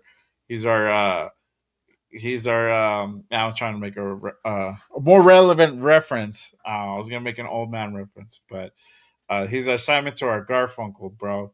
But a lot of people won't get that. A lot of people won't get that. So that's how old I am. But like that's a 1-2 punch. And so I'm excited to go ahead and see what more that Mike brings. I think what really gets me hyped more about Mike because I saw shout out to Mike Washington. He has his channel and he put up, just kind of getting prepared for training camp. So he's already been doing the work. And he's coming in with a chip on their shoulder. And when you have guys with chip on their shoulder, they're going to go ahead and really showcase themselves when given the opportunity. They're going to go ahead and do whatever it takes. Go ahead and have a really good solid performance, right? And I think that's why I'm excited about Mike Washington and Genty too. He had a pretty good game. I mean, obviously only limited reps, but what is that going to look like for year two, right? If this offensive line improves, how much of an impact is he going to really be? Is he going to really live up to that number 6 overall pick hype? And you've talked about it, and I've even talked about it too. Like, what are we going to see from Genty this coming season? Like, is he going to be able to go ahead and really be that force that the number 6 overall pick carries? For being such a big hype last year as being the best back out there. Okay, and the offensive line wasn't good, and you had to do a lot to go ahead and just get up to about 1,000 yards, or was it 1,300 yards overall? What are you going to do this year, having us try to improve this offensive line? And it looks like it's heading that way, but there's still some more tests to go ahead and do. With Mike Washington, that was actually one of my biggest knocks on him, though, is that I think we needed someone that was going to be better in short yardage. And I don't know if Mike Washington's great in short yardage, like 3rd and 1 goal line situations. He's just not that guy that's going to run you over. I think he said in a comment in a press conference that he wants to, I think he said he wanted, I'm paraphrasing, but basically run people over, whatever. I don't know, like punish people. I think he said something like that. Yeah, he really too much in college. He definitely feels like more of a little bit of like a finesse guy. So I don't know if he's going to be much of that 3rd and 1 or goal line type of guy.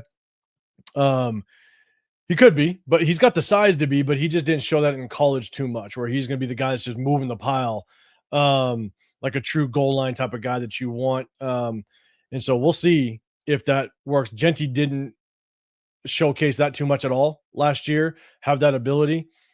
But, the clip that you just showed of Mike Washington kind of navigating in a small space, juking out, making the first cut to the left, juking out the guy and cutting to the right, then stiff arming and then breaking off, right? The difference is he has that instinct of I'm running to open space.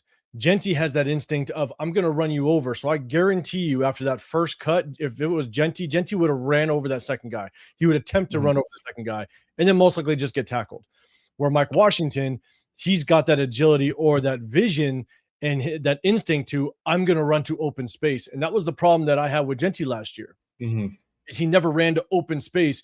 He consistently ran to where the defense was. And so I think that's where the difference is, and where we're going to see as the season goes on is Mike Washington is going to have that intention of I want to run to open space, where Genty's like I want to run everybody over because that's what he did, or Right. I'm going to welcome contact and I'm just going to run through arm tackles. Plow it. Yeah. I'm You plowing know, instead of like get out of the way. and he's 5'8", 205, 207 pounds. Like you're not going to be able to do that in the National Football League on a consistent basis, and that's why I think that. Not to get too deep into it. Obviously, our offensive line struggled. It wasn't good, but he also didn't do well at times that he had the opportunity.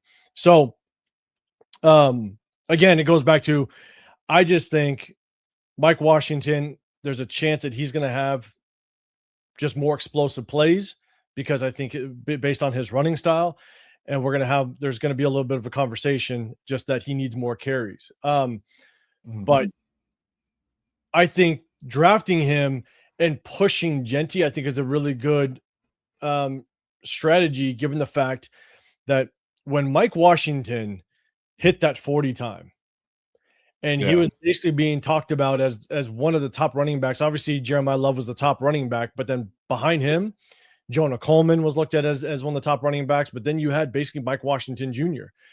And so Mhm. he came out of the draft knowing that he was one of the top running backs coming out of this draft. And so to just walk into a backup role, I don't think he's going to accept it. I think he Yeah. wants to take Genty's job. And so he's I going hope so, to bro. I hope so. I hope he's gonna that train like it, that he's has gonna that practice power. like it, he's gonna play like it. He is gonna take every opportunity with every carry to basically say, I'm the number one on this team. This isn't Yeah. like a fourth or not fourth. This isn't like a sixth or seventh round running back that was ranked 20th on the big boards, right? This is a guy that literally was one of the best running backs to come out of college last year, especially after that 40 time he ran. So I think he's coming in with a chip on his shoulder, basically saying, "Look, I'm going to take your spot. So Genty better step up and Mm. honestly have more explosive plays, run like a number 6 overall pick, even when the opportunity isn't there, or when the blocking isn't perfect. Then you better do something. You better do something that shows that you are a clear distance from Mike Washington Jr." Yeah. So And that's the thing with Mike Washington. He said it that he's playing with that chip and is trying to prove the naysayers that he should have been drafted much higher. We got him in the fourth, like middle fourth. So, he feels like, hey, I should have went much higher than what I did, right? And so I'm gonna go ahead and prove to everybody, like they fucked up. They slept on me, and this is what I'm gonna do now to prove that everybody was wrong. So I love it. I hope that's true, man, because that only benefits us even more. Because yeah, if you have a dog like Mike Washington, that's gonna be like, hey, I'm gonna go ahead and try to steal the starting job if I can. I don't give a damn if your guy you picked your guy 6. Like I'm gonna show every day or every rep that I'm the guy that needs to go ahead and get the nod day in and day out. So I love it, man. I welcome it for 100%. sure. Yeah. Real quick, make sure you guys hit that like, hit that subscribe button on this channel, hit that subscribe on my guy's channel, Real Talk, Raider Nation. I got his link down below. Make sure you guys go ahead and hit that subscribe on 805's channel. Make sure you guys catch the War Room. They're gonna go ahead and do their thing tomorrow. Shout out to Severe, he's in the chat. Shout out to 805. I'm sorry. Shout out to Chris Protect the Shield, our guy as well. So make sure you guys go ahead and catch them on tomorrow. Shout out to my guy Rorschach giving 10 jewels gold coin. All right, I appreciate you. Don't know how that translates yet. But shout out to one of my mods here at Just Raves. I appreciate you, my Better guy. than better than Jeff sending out like poop scoop jewels. I don't know what the hell it was on our live on Wednesday. He's throwing out like these jewels or gems, like poop scoop or something like that. And I was like, of course Jeff would do that. He would, bro. Oh my god, the fucking Jeff. He's not. I don't know if he's here yet, but uh, I'm pretty sure he's gonna go ahead and rear his head in a little while. Um, but let me go ahead and hit you with this. Who do you think offensively, who do you feel shine and who you feel sank from the second half? From the second half, who do you feel was those guys that, hey, we need to go ahead and continue keeping an eye on them, or this is the guys that we need to go ahead and start looking at, and who really was the letdown guys on the offensive side of the ball? I'm gonna go ahead and let you run with that. So on the offensive side, it was hard because a lot of players played all the way through.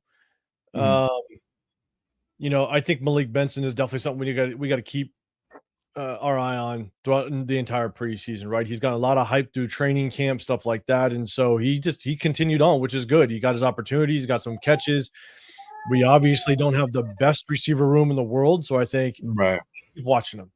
Um, Again, because what I said about Spencer Burford, it's really trying to figure out who this offensive line, like who is going to solidify this offensive line. If Spencer Burford continues to look like he did, then we got to watch the Caleb Rogers. We got to watch what are they going to do um, with Jordan Meredith. Yeah. What are they going to do with Trey Zune? They've literally worked Trey Zune at every single position. Obviously, he worked at right tackle in the preseason. Looked pretty consistent. Looked good. Handled his own without question. Yeah. But if we're really struggling at the guard position, because again, JPJ looked up and down. Um, if we're having some struggles in the guard position, I definitely want to see what it looks like. So and just how they're gonna rotate that offensive lineman if we see some struggles. If we talk about just second half again, I think winners. Obviously, I know a lot of people are in love with him. Mendoza, I think looked it was a good performance by him. Yeah. If you want to just take it as a whole, I think it was a good performance. Then we talk about a Mike Washington. He got a lot of reps in that second half. And so if you want to just talk about winners, and then Jack Besh as well. If you want to talk about winners, I think Zune, Malik Benson, Mike Washington, obviously Mendoza, and Jack Besh. Those are kind of my Mhm. winners on the offensive side. Who do you think sank? So outside of Buford, who else do you feel that sank in the second half? I think it was Spencer Burford, obviously. I think just because he didn't play Deontay Thornton, you're just not hearing Mhm. anything out of this kid. He's a fourth No. from last year. When you have a guy like Malik Benson really starting to get some opportunity and doing some things, it just now makes you disposable a little bit. And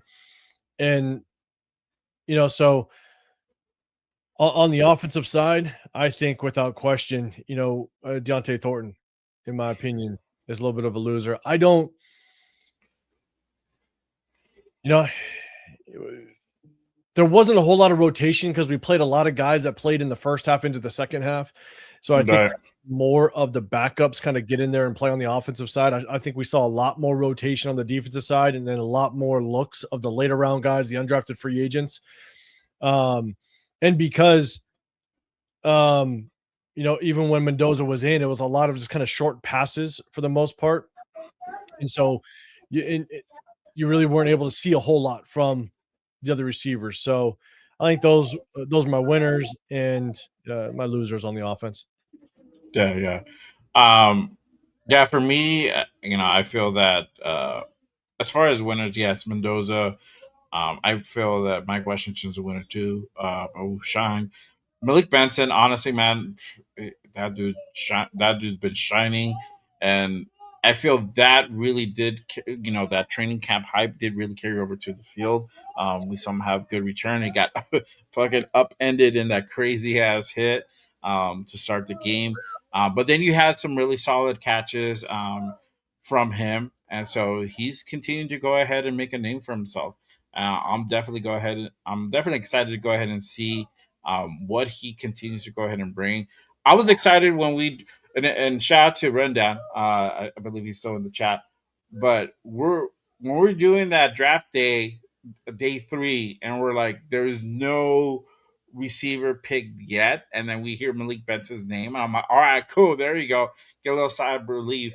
And I saw a few games of his performance in Oregon during last season, and I was impressed. but I knew for him he was going to be more of a special teams guy, and that's what I was really excited about. And I'm like, cool, we got more depth in that receiver room, and then now he's turning out to be something, potentially there where he can be a definite rotational piece. I'm excited. I'm excited to go ahead and see what he can go ahead and do. The people who sank, I feel that AOC. AOC did not have a good performance out there.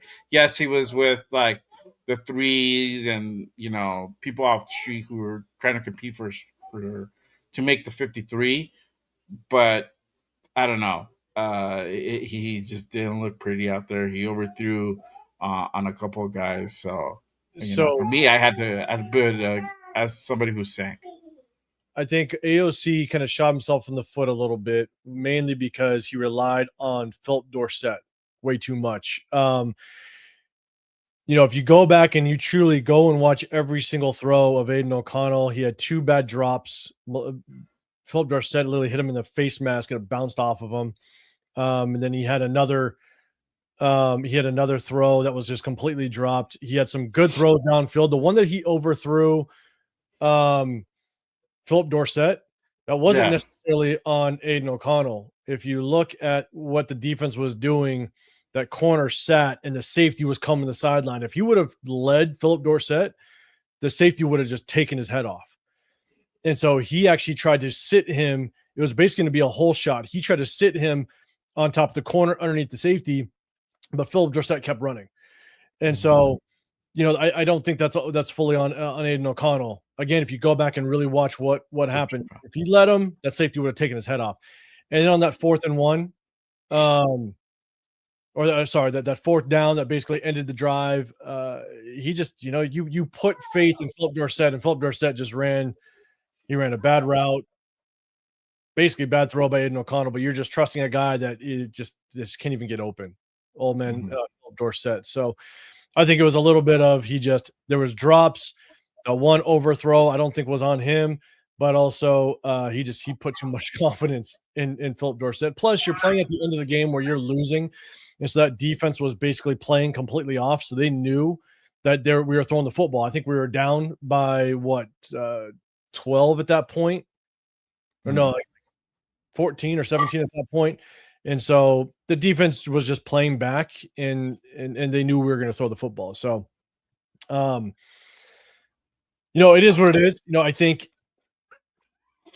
even though he had some drops, he relied way too much on Philip Dorsett. I do think that, with what Fernando looked like on day two in the preseason game, you can put Aiden O'Connell now at probably 3. Mm-hmm. You know what I'm saying? And even though, again, you go back and look, like Aiden O'Connell still made some good throws and made some good throws deep downfield, deep dig routes. There was like about a 20-yard comeback route.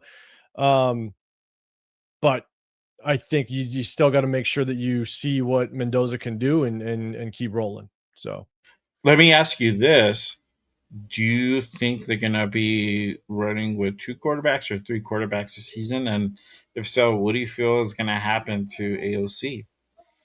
I think we can only determine that after the preseason is done. Like if Fernando Mendoza can just stack together some decent performances, and then I think you feel maybe a little bit more comfortable.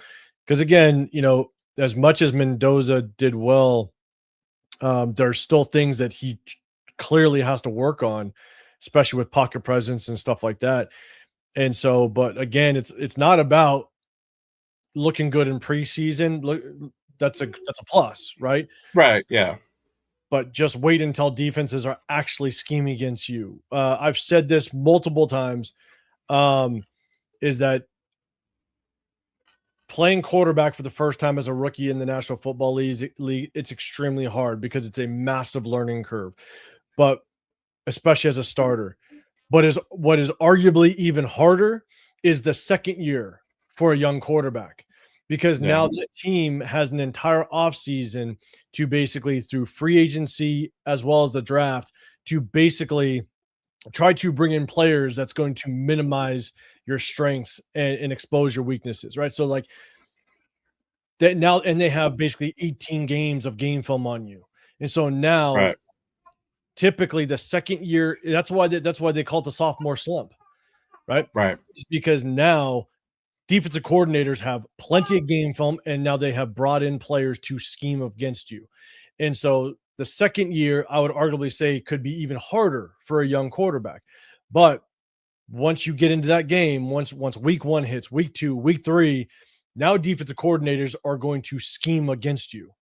And now what do you look like? Preseason, they're not scheming against you. It's vanilla. They're just trying to understand what their roster looks like and how are they going to get down to 53.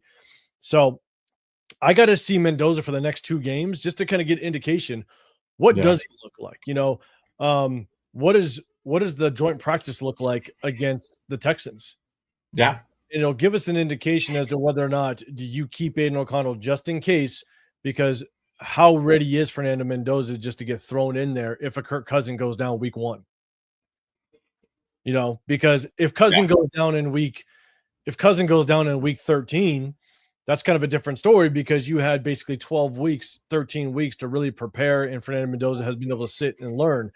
But if he goes down week 1 and you're just throwing him in there, that could be a tough situation. So I got to see 2 preseason games to figure out where this thing all sits. But the quarterback, Yeah. And that's why it's an interesting question, because normally we've never ran with more than 2 quarterbacks. So running 3, carrying 3 would be kind of outside the norm, right? So it just kind of depends on where Clint's head's at on that, and what do you do with Aiden O'Connell, right? If you're going to go ahead and run with 2, or you're going to just have to stick him to the practice squad, right? What's to say another team doesn't come by and snatch him up? It's a little bit harder because now you're forcing a team that has to go ahead and put Aiden O'Connell on their starting roster. So it might be a situation where some team's backup goes down, and then Aiden O'Connell's just sitting there in practice squad. They're going to go ahead and pick him up and probably put him on their active roster as their backup. So there's some few things to go ahead and kind of weigh there, because like I don't want to completely shit on Aiden O'Connell, and that's not my thing. Mhm. But I got to call it as it is sometimes. But he's a very service. I got to give him his flowers. He is a serviceable quarterback. He's a solid backup, and he's been with most of these guys since he's been drafted. Right? Um, do I think he's a starter quality quarterback? No, I don't think that. But I think he's in the right position where he's a number 2 guy, number 3 guy. Just kind of depends who would be in front of him, right? So if it's Fernando, cool. But like you said, and those are questions like, what happens if Kirk goes down week 1, drive 1 of the year? Like, we're fucked. So what do we do at that point? Do you go ahead and put Fernando out there, or are you going to go ahead and put a more experienced O'Connell that knows, he knows Brock Bowers, who knows Trey Tucker, who knows their timing, who knows their tendencies, who know how they break routes, or yada yada. You have that experience out there. So I don't know. That's a question that I like to. That's why I'm raising that question. It's like, what are we gonna do when that time comes in a couple of weeks? Because it will come, and that question will be eventually answered. So I'm interested to see what happens there. Um, let's talk about this. Let's talk about the other side of the ball. The 2s and 3s defensive performances. What did you think about that? And then who disappointed and who impressed? And it's kind of hard a little bit to say on the defense, but there's some guys that I can go ahead and point out that can impress.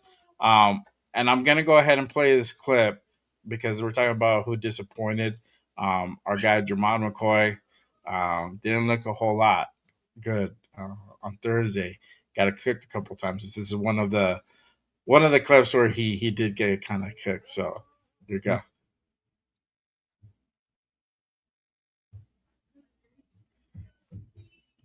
Yeah, man. So what were your thoughts about Jamad, about the defense, the 2s and 3s when they were out there the whole time? So if we talk about Jamad first, the one thing I was saying when I was sitting there at the game, and again, man, shout out to everybody that was able to be at the game. It was a lot of fun. Turf came out. Twan, shout out to Twan. So Met him for the first time.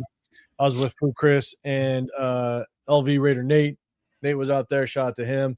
Yeah. Jen Slinger, Power Raider, all those guys, man. Be able to link up with a lot of people and see people, man. That was awesome. But as we're watching the game, I'm just sitting there going, man, like this kid hasn't played in a season and a half of football. I was shocked that they had him out there for that long. It looked like he got a lot of playing time, and I don't know if they're just trying to get his feet wet or what have you. I don't know, just mentally what his confidence level is. He could be a very confident kid, and he can handle all this, and it's fine because he got cooked twice. You know what I'm saying? It was 2 fade routes on him that were for touchdowns. Yeah. You know what I'm saying? And he also I believe he got beat pretty bad on that out route as well.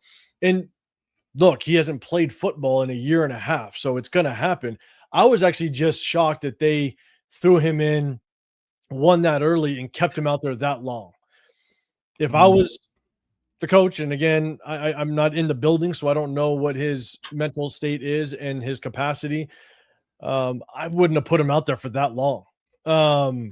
And so I'm not judging him on this. Again, this is a kid that has not played football in over a year and a half. So, let him get a little bit of playing time, give him a little bit of a burn and stuff like that. But him coming off of that injury and not playing football for that long, I think I wouldn't have just had him out there for that long, just with the first preseason game. But he's got to grow from here. I guess that's all I can say. Yeah, and I feel like it was a type of situation where they're like, "We're gonna throw you to you don't know how to swim? All right, cool. Here you go. Go into the deep end." And it's like, okay, now you got to go ahead and or you probably kind of haven't swam in a very long time. You got thrown in the deep end. Figure the fuck out. I think that's kind of what we saw here, and I said that on Thursday. It's like, you got to also take his performance with a grain of salt because he hasn't played so long. He was out with the injury, did the whole surgery thing, and still had a rehab from that. So he missed whole of last season, and then now you had from the end of their season till now, it's been like 18 months around there, like you said. That's a very long time, and you're going into your first game back again, with at the highest level with probably the best talent out there. Even if it's another 2 or 3, I mean, you're looking at a different speed. You're looking at guys who are running routes way different than you probably would have saw at your time at Texas. Even though you're going against really good schools, it's a different beast at this level. So it's kind of like that. He got like that big old sticker shock. It's like, oh shit, where did that dude go? What happened? I think he was just. It was kind of that type of situation for him. It kind of showed. It's like, all right, cool. I got cooked. Let me try to readjust. And I think this is going to be a work in progress for him. And that's the thing with training camp. I don't know if you agree with me or disagree with me, but the whole thing with training camp, it's like these guys are going up against the same guys consistently over and over and over. Even though they're switching off, you might have a different guy. They're still the same guys. Eventually, you're going to learn their tendencies. You're going to learn the timing. You're going to learn how they cut routes because you're seeing kind of the same guys over and over. The thing with preseason, you're facing brand new guys, run different speeds, do different timing, run different routes, et cetera, et cetera. You're gonna really get tested, and you're really gonna see the performance for what it really is, and the condition, the state of the team for what it really is. So guys like Jermaz, guys like Zeke Masses are really going to go ahead and kind of really showcase what they're about, because now they're not going up against the same guys. You're a brand new set of guys who were completely different and run a different scheme. So and again, I think that's what's difficult is when I saw him out there, I would have given him 2 series and then just get him out. Say, hey, get your feet wet. Here's 2 series. Just get out of here. Because, again, at the end of the day, you haven't played in so long. And so for them keeping him out there, I thought that was just a strange move, in my opinion. But hopefully he just, mentally he's like, hey, it's my first game. It's my first game back to the drawing board, because it's an even bigger leap for him because practice speed is very different from game speed. Yeah. And I think that's where, because he hasn't played in so long, that could really hurt you once you get in the game. So again, give him 1 or 2 series and then just get him out. But we'll see how he recovers off of it. I think his future can still be bright. And we'll see what the next couple preseason games look like. Yeah, for sure. Um, let me ask you, what are your thoughts with like the defensive performances as far as like from Zeke Masses? You had some you had some questionable plays from like Paul Mao. What do you think Taron Johnson's performance was at nickel on this game? So we talked about the starters earlier, right? First Yeah. drive, I think they just were very undisciplined. Jeremy Chin not setting the edge on a very basic play, undisciplined. Eric Stokes, bad positioning on the out route when there's 8 yards to the sideline, and you had Isaiah Paul Mel with inside help. Just undisciplined, bad position on a very basic play. And when you talk about, again, for me, just some of the disappointment, Isaiah Paul Mel, I think overall he played okay. I didn't see much concern outside of the touchdown. I don't know what the defensive responsibility is for the most part.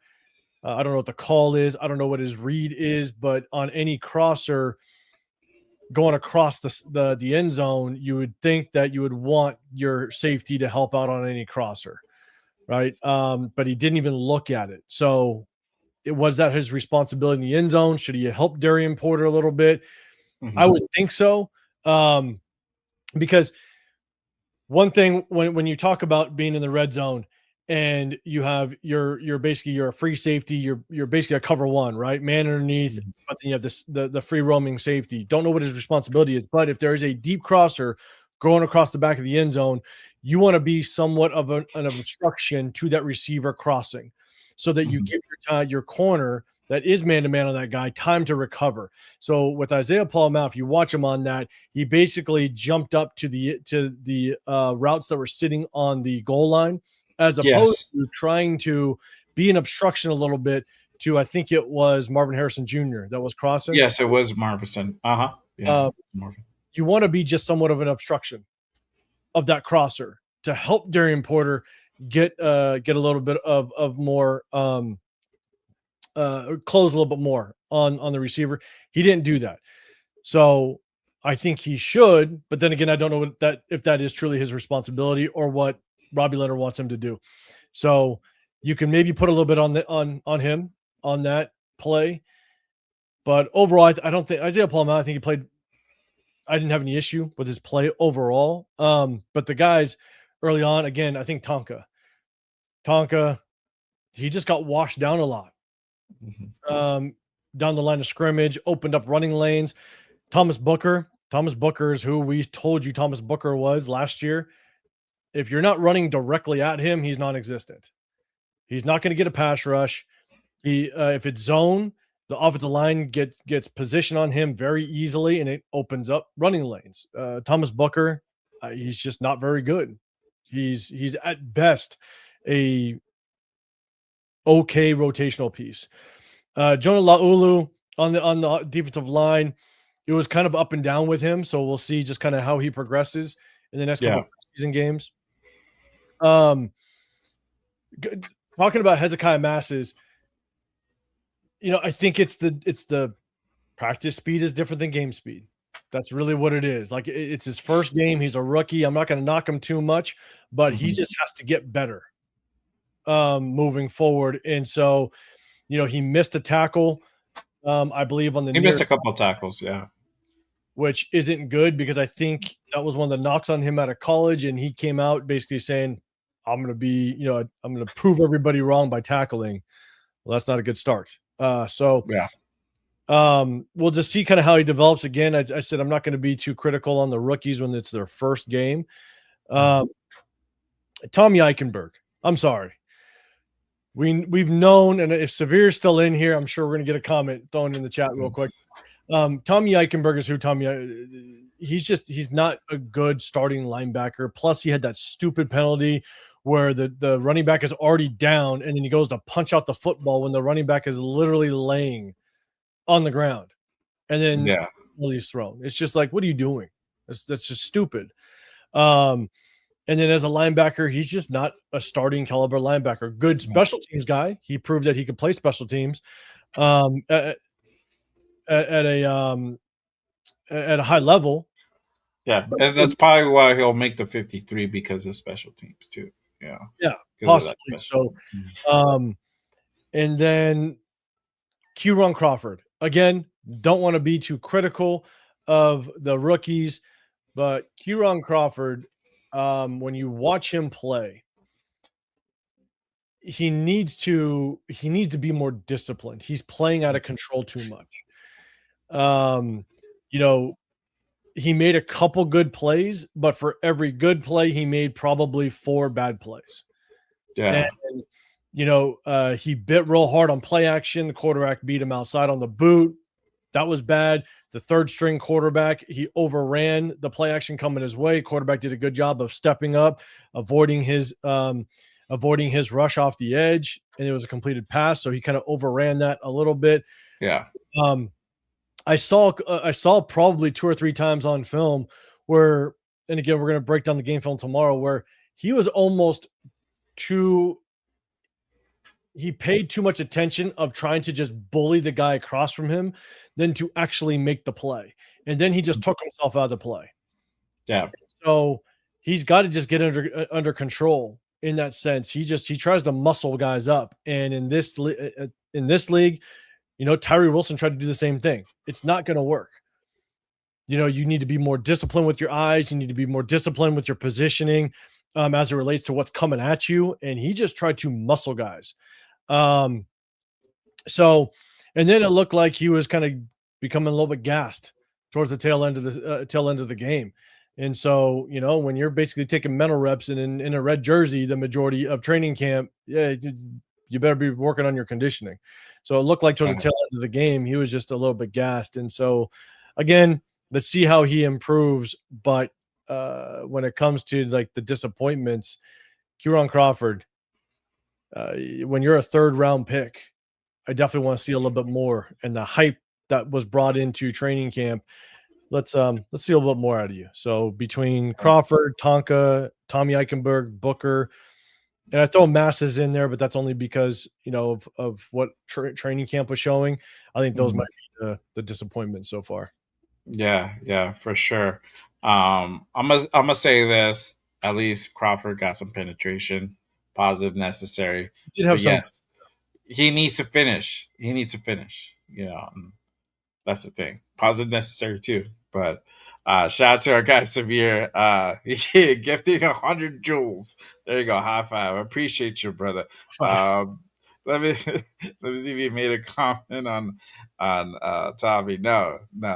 He probably had to step away He's or saving it whatever. up for tomorrow. That's what he's doing. Yeah, he's saving it. Yeah, he got to get his jokes in, bro. Unless He got to Jump get is in the building, because if Jump is in the building, Severe would have a comment ready. Oh Ready yeah, to throw it out there. he probably get egged on, bro, for sure. Um, you know, I did like how Cody Lindenberg played. So the other Berg, he played well. I definitely still need to see more from him. I know he's putting in the work to go ahead and try to get better. But seventh round pick last year, you can only expect so much. But hopefully, he continues to go ahead and just keep at it and work, and be able to go ahead and make the 53. I'm the person that really did get impressed was CN Sloan, and there's been a lot of hype coming out when we first signed him as a UDFA, going into early off season, the OTA and minicamp, now into training camp. He's keeping up with that hype and continues to build, and he showed it on the film.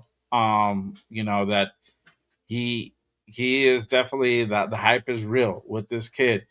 Still early, right? But he was able to at least to translate it onto this game.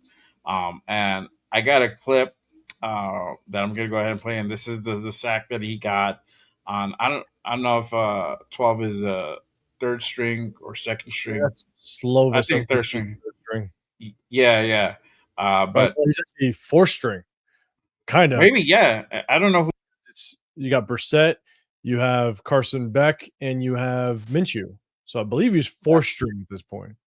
Okay, there you go. But he was able to go ahead and beat the guy off the edge. And this is CN Sloan. Beautiful. Here's another play.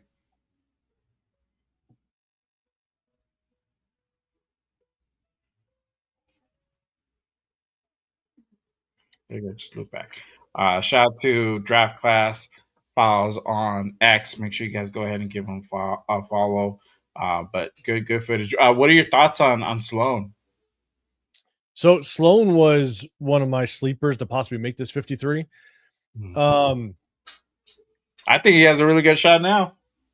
well, I like it. I like his motor. One of the things, and I think the reason why he slipped to as a UDFA is one because he's undersized.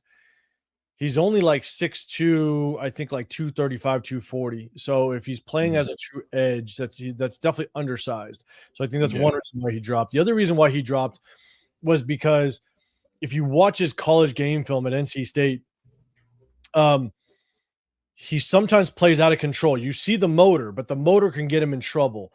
And a lot of times what ended up happening is because college runs a very, very heavy RPO system, a lot of teams ran RPO against him. And because he was so aggressive, he'd find himself out of position. And so they would basically fake the handoff. Quarterback is reading him, and he would just crash all day, or he would just misread it. Again, just played out of control sometimes. But Okay. you knew he had the motor.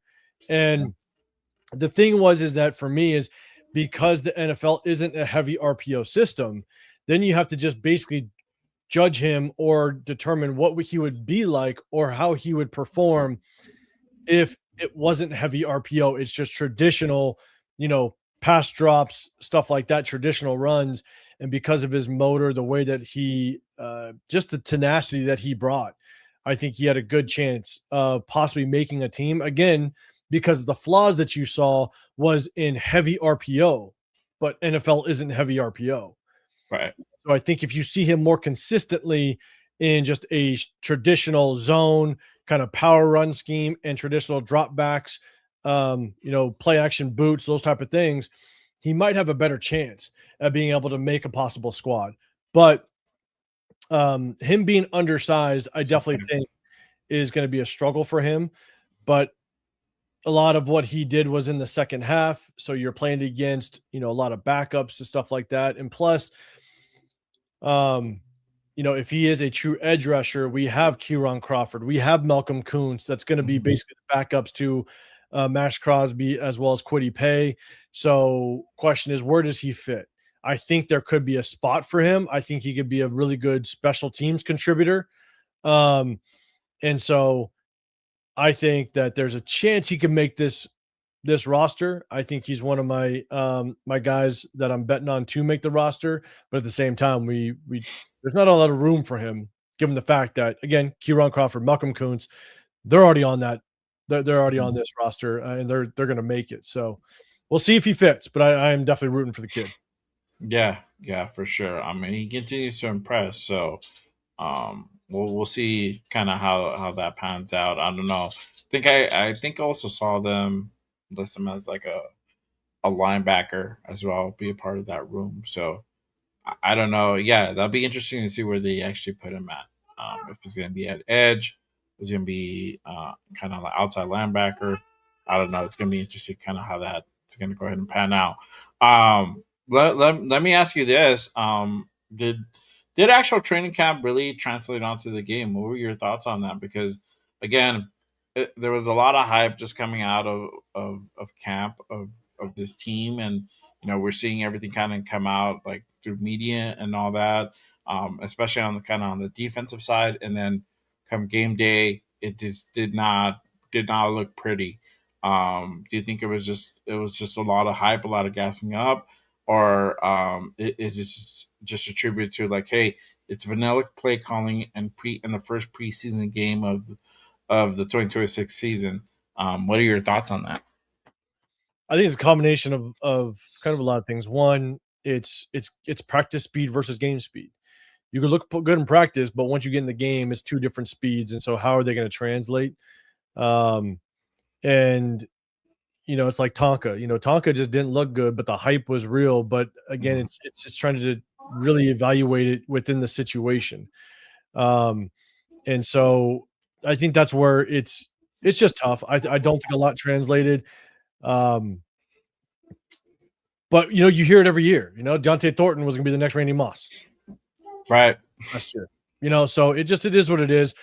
I think at the end of the day, we got to see how it plays out. I gave the example of um, you know, with uh with some of the beat writers, right? Half the time the beat writers, they don't show up and tell full team. And sometimes when they are on the sideline looking, they're chopping it up with people. They're not even paying attention. You know what I'm saying? And so I think that's where it's difficult is it's hard to get a true evaluation from some of the beat writers, and the history can confirm that because of how wrong they are. And they also Mhm. want to just hype up people, right?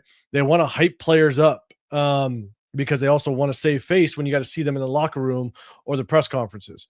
So, we'll see how it works out. But I will say, a couple players on the defensive side that I think did play well. You talked about Cody Lindenberg. The kid's a ball hawk. We Yeah. saw that in Minnesota. He was the only guy last year that I was excited that we drafted. I went live with Severe and Chris. I was live with I think Jeff for a little bit. I might have jumped on live with Jeff for a little bit Yeah. prior to. And when round 6 and 7 came, we didn't address the linebacker room. And I was at that point, I was like, the only kid that I wanted was Cody Lindenberg. And luckily, we pulled the trigger on him in the 7th round. Um, Yeah. because I said, at a minimum, he's going to be, I think, a really good special teams player. But I think he could develop into a potential rotational starter. Like if someone goes down and he has to go in, I think you don't fall off too much. If he Right. Yeah.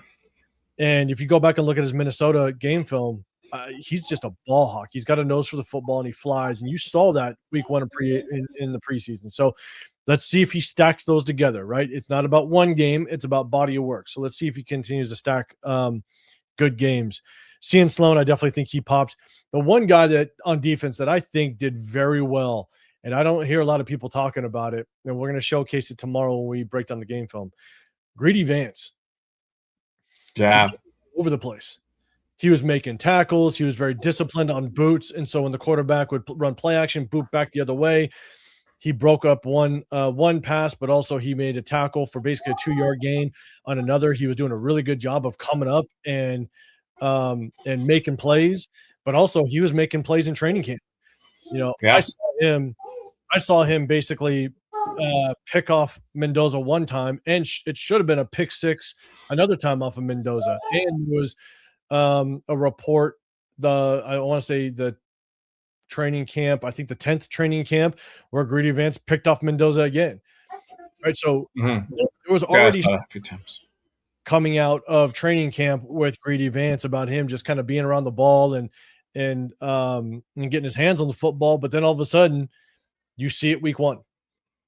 Yeah. Week one, that preseason game, I think Vance looked good. And when I went back and I watched the game film and started breaking it down, you're sitting there going, man, this kid has come up making tackles. He's wherever the ball is in his zone, breaking out the football, or just making the tackle as soon as the ball gets to the receiver. So Yeah. um, I think Greedy Vance looked really good. Let's see just kind of how that progresses. And then the DN, I don't know if he makes the team. I think he's without question probably going to make the practice squad. Was Patrick Johnson. Yes. 93. Yeah. He did. He had that one sack in the game. He had the one sack. I think he had a couple good pressures. I think he had a couple good tackles. I think some of the sacks and the pressures came where the quarterback kind of went to him, but not going to knock anything. He was disciplined enough to stay in his zone, or kind of in his area, stayed true to his pass rush.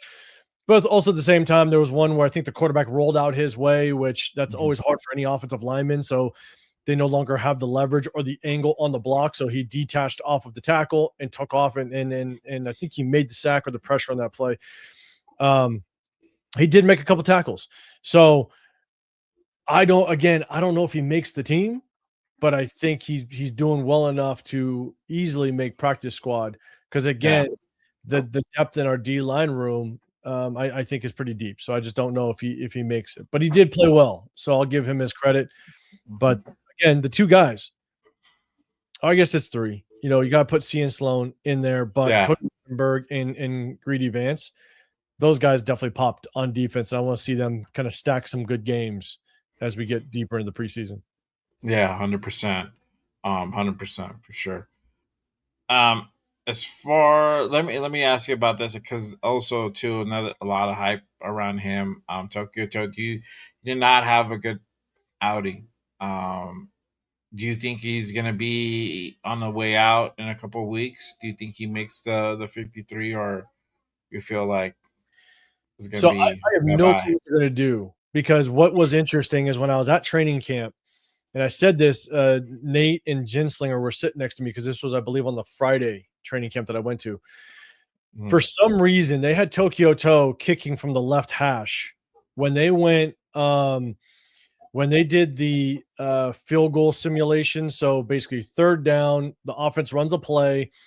They're short of the first down. They run the field goal on the field onto the field, and they kick the field goal. Right? They did that for about a good probably 8 to 10 minutes. Got a lot of reps in, and Mhm. for some reason, Tokyo Toe was always kicking from the left hash, and Matt Gay was kicking from the center.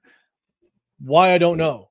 And then if you look at the field goal that he missed, it was from the Mhm. left hash. And he in the training camp, he missed three that were chip shots. Tokyo Toe missed three that should have been just easy field goals, Automatic. consistently hitting in Hawaii. But he missed them. And then the fourth one was a 60-yard attempt. He just completely shanked it. Everybody knows he doesn't have a long leg, so at the end of the day, he just put way too much into it, and he shanked it. But yeah, he was consistently kicking from the left hash in training camp, and Yeah. then he missed the one in the game from the left hash. I don't know if he's just struggling from the left hash. I don't know, but then he was short on the kickoff. Mm. He was Yeah. short with He the was lane throwing with the the kickoff, and so the the thing is that he can be part of the IPP program, right? And so, do they keep him just because he doesn't take up a roster spot? Maybe. I don't know. yeah. Matt Gay looked a little more consistent, but we also know Matt Gay anything over 50, it's going to be kind of hit or miss. So I honestly don't know what they're going to do with the kicking room. One thing I will say is uh, they they let Laki Tasi go, and I'm going to They be pissed off did. They if did Laki let the big loose go. does anything with the Tennessee Titans because you could have kept Laki Tasi as an IPP player. So he wouldn't have taken up a roster spot. You just keep him on the roster and keep developing him. But you let Laki Tasi go and you kept a kicker that may not even make the team, even if he doesn't even take a spot. Um, so Yeah. all I'm saying is if Lucky Toshi does anything with the Tennessee Titans, which now he's with a good defense, with a good defensive coordinator over there, obviously Robert Sala is going to run that defense or be a big part of the development of that defense. If Yeah. Lucky Toshi does anything, I'm going to be pissed because I was Oh hoping that yeah, bro. here. Um, so again, it's Yeah. all about managing your roster. And I think if you let go of Tokyo Toe because he just did not work out, and Laki Tashi does anything with the Titans, it's just a mismanagement of that opportunity, and I'll be pissed. So I have no clue what the kicking room is going to look like, to be honest with you. Yeah. And then now you're getting, crazy comments like this from like people like this. I'm just kidding, bro. Love you. Bring back Carlson comments, I don't know, man. Like I like Danny Carlson, but yes, he was having some struggles the last couple seasons. So I don't know how this is necessarily going to work out. When I heard that we signed Matt Gay, I was like, nah, I don't know about that, bro. You know, like I feel like we're downgrading ourselves as opposed to upgrading the position, in my opinion. I don't know, right? But um, as of right now, I don't know. I can't even say where we're at with Matt Gay until like I think a couple more games, and we can kind of more evaluate what's going on there. But yeah, I think you're right, man. I don't know. I don't know what's gonna happen with Matusawa, man. It's gonna be interesting to see how that gets played out for sure. The problem is that if Matt Gay doesn't work out, and let's say we're losing some close games because we miss a field goal or what have you, it's like, what are your options, right? I don't know what the kicking market looks like. I don't know, you know what I'm saying? It's like I don't know where you go from here. And I think it's them picking us.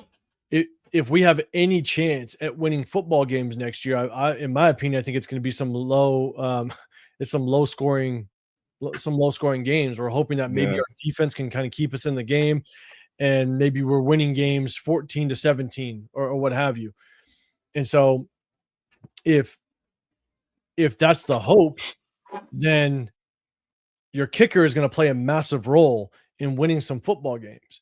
And if Matt Gay starts missing kicks and Tokyo Toe is looking like the way that he's been looking, then it's just a mismanagement of that position. So we'll see how it works out, but hopefully it doesn't lose us too many games. yeah, no, for sure. Yeah, we'll see how that's gonna go ahead and kind of play out, man. Yeah, we got to figure out something with the kicking game because that's where we struggled, and we haven't really done anything to improve that. If anything, I think at best we're probably gonna stay the same. At best, I don't know. Shout out to our guy Rear Chris in the building. One of my mods here at Just Raised. I appreciate you, my guy. I haven't seen you for a mad minute, dog. Glad to have you back.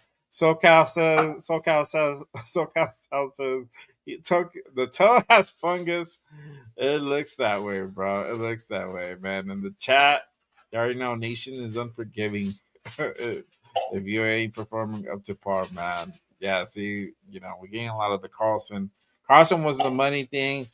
Pay him to 4 or 5 million. Yeah, I mean, I don't know. I think he's still available.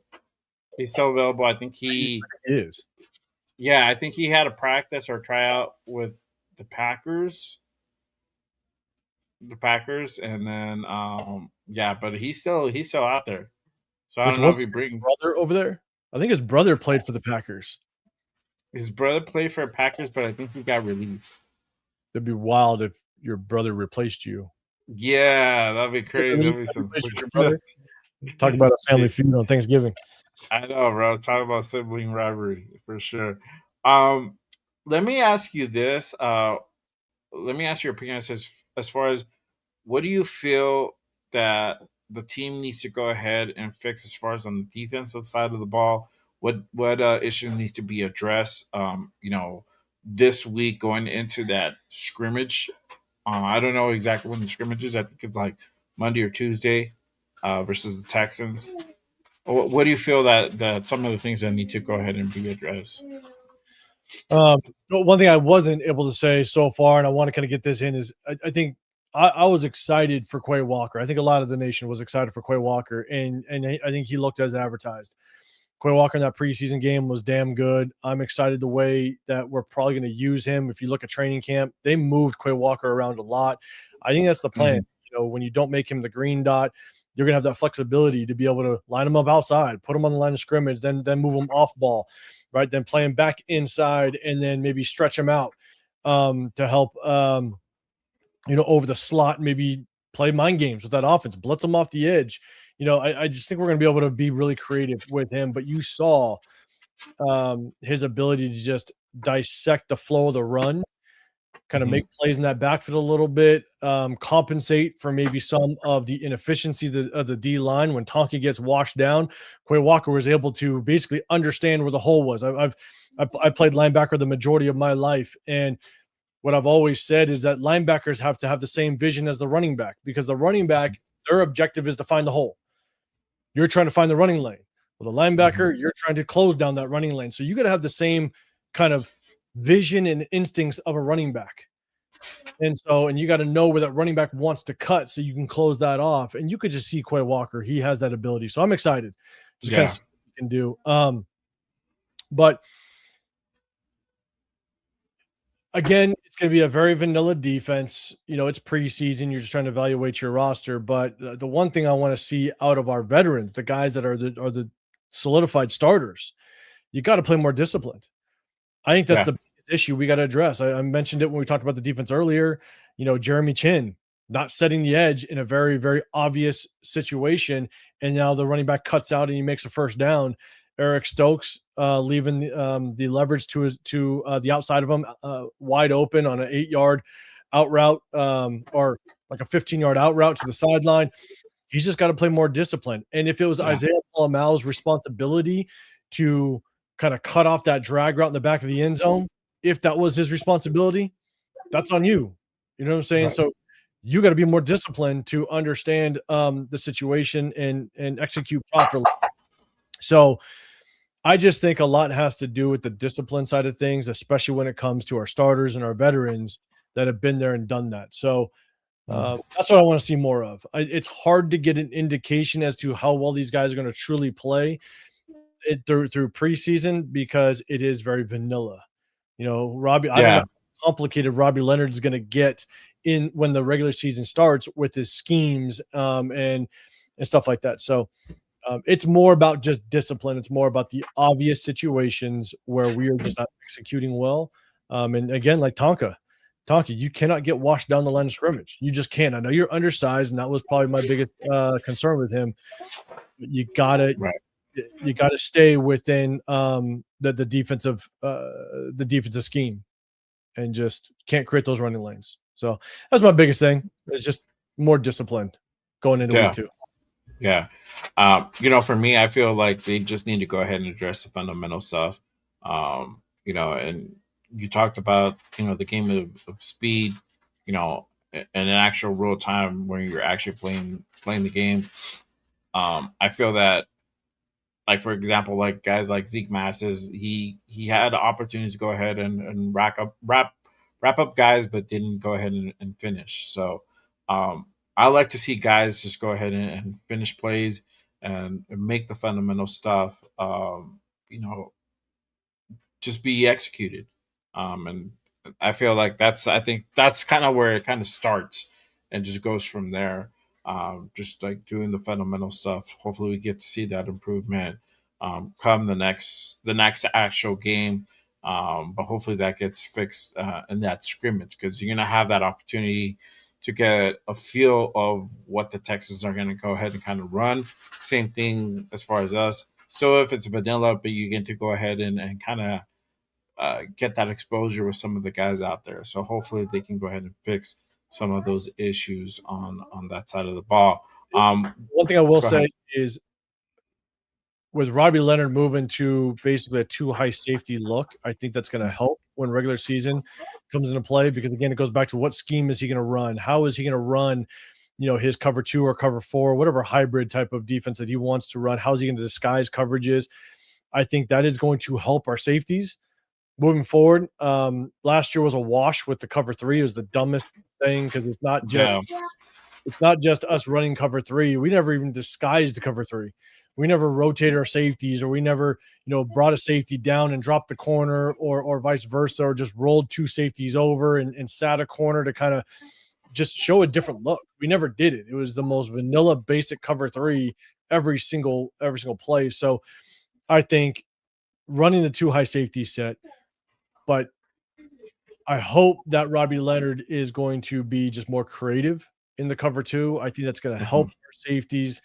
And so I'm really excited to see what that looks like, because he does come from a Brian Flores system. He had history with Brian Flores, and Brian Flores runs one of the nastiest cover 2s in the business. And so his scheme is very much about disguising the cover 2 and never giving you the same look over and over again. And so If Robbie Leonard can take a piece of that, then I think it's going to help our safeties. Yeah, I think, and then with me, I feel like he's gonna go ahead and take bits like Brian Flores. He's gonna go ahead and take bits of like Mike McDonald and kind of mesh that together. So we're gonna see some aggressiveness, and then also too, hopefully we see a little bit of that touch of that Brian Flores, because that's a concern too. Like if you're constantly being overly aggressive, guys are teams are going to figure that out, and they're going to go ahead and do a quick dump out, or they're going to go ahead and take a shot down the field. So yeah, that's going to be interesting how he's going to go ahead and kind of roll out that defense. Let me ask you this: what do you feel like needs to be improved offensively? What do you think some of the things that need to be go ahead and need to be addressed there? Honestly, I still think it's the offensive line. I mean, again, Spencer Burford, I just don't think he looked great. And there was a couple times where Linderbaum, it's almost like he had to kind of overcompensate a little bit for Spencer Burford. And so I'm really curious to see what this guard position is going to look like. Again, JPJ was kind of up and down in his performance. Sometimes it looked good, sometimes it was rough. And so I want to see our offensive line just get solidified. Who is going to be the starting guards? I think Yeah. JPJ is probably going to be one of the starters. If they solidify Spencer Burford there based on what I saw and based on what the film says, it's going to be interesting. I'm not optimistic on what he's going to look like when the regular season hits. Because again, he Yeah. was a backup with the 49ers. He got starting reps. He was a starter, but it was only when someone got injured. And so we essentially brought a backup over to play within this offense. So I think we have 2 more preseason games to figure out who that guard is going to be, because I think Caleb Rogers looked good, but the problem is he's going against backups. So because he didn't get in until basically second quarter and even to the second half. So what does he look like against starters? I don't know. So I still think that guard position, at least behind with Spencer Burford, that's still in question, in my opinion. Mm-hmm. And it's not necessarily improvement, but again, Jack Besh, let's stack some good games together. Jalen Naylor, I don't believe he got a catch in the first game, and so we'll see how he gets involved in the second preseason game if he does. But I just want to see the good that we saw out of the receivers, even the good that we saw out of Fernando. Right, tomorrow we're going to break down his game film, but even the good that we saw out of Fernando, let's start stacking that, because if you Yeah. start to stack it, then you start to see a body of work. But even in the preseason, it is vanilla, so it's hard to gauge just how good that's going to look in the regular season. But you got to take the good for what it's worth, and so we just got to start stacking good games.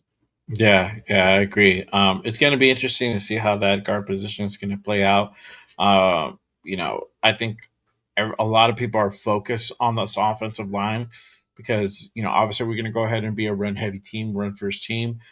That's predicated on the offensive line. How that's going to go ahead and translate to protecting an age a seasoned Kirk Cousins. I'll be nice and say seasoned instead of age. A guy like Kirk Cousins that, hey, the mobility isn't quite as it used to be. He can probably maybe get himself out of jam, but he definitely needs to go ahead and be protected. And then obviously the whole Fernando Mendoza thing also comes into play. Like, what if Kirk goes down? Like, at what point do you bring him in? And a lot of people keep saying it's like it's all predicated on the offensive line, right? So we'll see kind of how that plays out. I feel honestly, Caleb Rogers has a good shot because we've already kind of seen those flashes from him. But I feel it's still really up in the air. And I agree. I feel JPJ is going to go ahead and win that starting job. I believe they're going to go ahead and keep him on the right. I don't know what the ultimate plan is there. And then with DJ Glaze, hopefully he continues to stack up that consistency and keep stacking up good plays, that solid performance from the right side, because I've been questioning it all off season. Like, what is that going to look like for DJ Glaze? Is he going to be able to go ahead and fix that regression he had last year? Because he had a really good rookie year. Then we saw he didn't have a good year last year, and now going into a third year with, and how much of that was the coaching? How much is that him? Right? Could it be 50-50, or could it be more on the regression, or could it be a lot on the coaching? I don't know. Right? It just there's different points of view for that, different arguments as well. So how is he going to perform this year? You have Rick Dennison, Uncle Rico in the building now, and he's heavily involved with his guys. How's that going to go ahead and look for a guy like him? Hopefully it does work out, because I'm rooting for the guy. I think there's a lot of potential there, but again, let's see how that actually plays out, right? So, a lot of things to go ahead and kind of consider with this offensive line. Yeah, for me, it's that. Let's see how this wide receiver room is going to go ahead and kind of look. Guys like Cedric Jackson, I still want to see more from him. He had a good showing, and I just want him to get more opportunities. Same thing for Malik Benz, how that's going to go ahead and look like for guys like him. EJ Williams, he had a big catch in Thursday's game. So let's see what he can go ahead and do if he gets more opportunities. So little stuff like that. I'm not worried about really the running back room. I think those guys are solid. I know our tight ends are solid too. I mean, Big Mike Mayer, he got his touchdown. They haven't even put out Brock yet, but Brock's already killing it in training camp. I'm pretty sure everybody can go ahead and agree on that. So let's kind of see what we see from there, and then obviously the continued improvement for Fernando Mendoza. He's continues to go ahead and develop himself to go ahead and just be ready to whenever the call comes, and he can go ahead and operate at a really good level. The only thing I'll say about the offensive line is that, um, John Spytek, and you can say this about the receiver room as well. Uh-huh. John Spytek at this point has no excuses. If this offensive line isn't good, barring injury, okay, like I understand injuries happen, so barring injury, but if this offensive line is not at least top 15, and I would even put the pressure of top 10, but at least top 15 this year, then that's all on Spytek. Yeah. Because he's now had 2 free agencies and 2 drafts to correct this, and you chose a running back, number 6 overall, that every running back in the league needs good blocking to find top-tier success. If the offensive line struggles again, and we're not at a minimum top 15, then Spytek, you failed. That's all I got to say, because, and that's just in my opinion, because I'm a big build in the trenches guy. I wanted us to prioritize the offensive line the last 2 years, whether it had been Talisi Fuaga 2 years ago, Kelvin Banks this past or last year's draft. But what did he do? Year 1 of Spytek, he brought in Alice Kappa.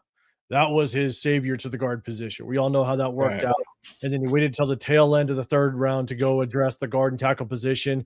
And now he's drafted 2 guys in year 2 that are starting out the season as backups.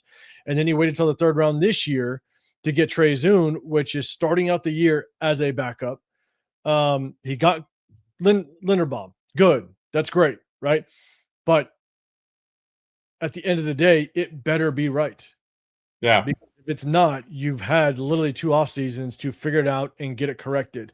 So, and then again, like the Kappa move, what's Spencer Burford? Spencer Burford actually isn't coming from the 49ers as a starter.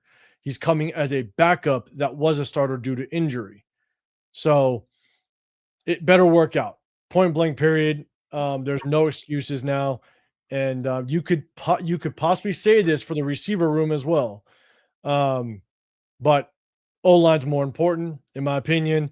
There's no excuses for Spytek at this point. We better be at minimum top 15. Should be top 10. And I'm gonna piggyback from what you're saying right now, and I'm gonna go back to what you said on Ben's channel a couple of weeks ago. Spytech likes to draft or likes to get guys who are developmental guys.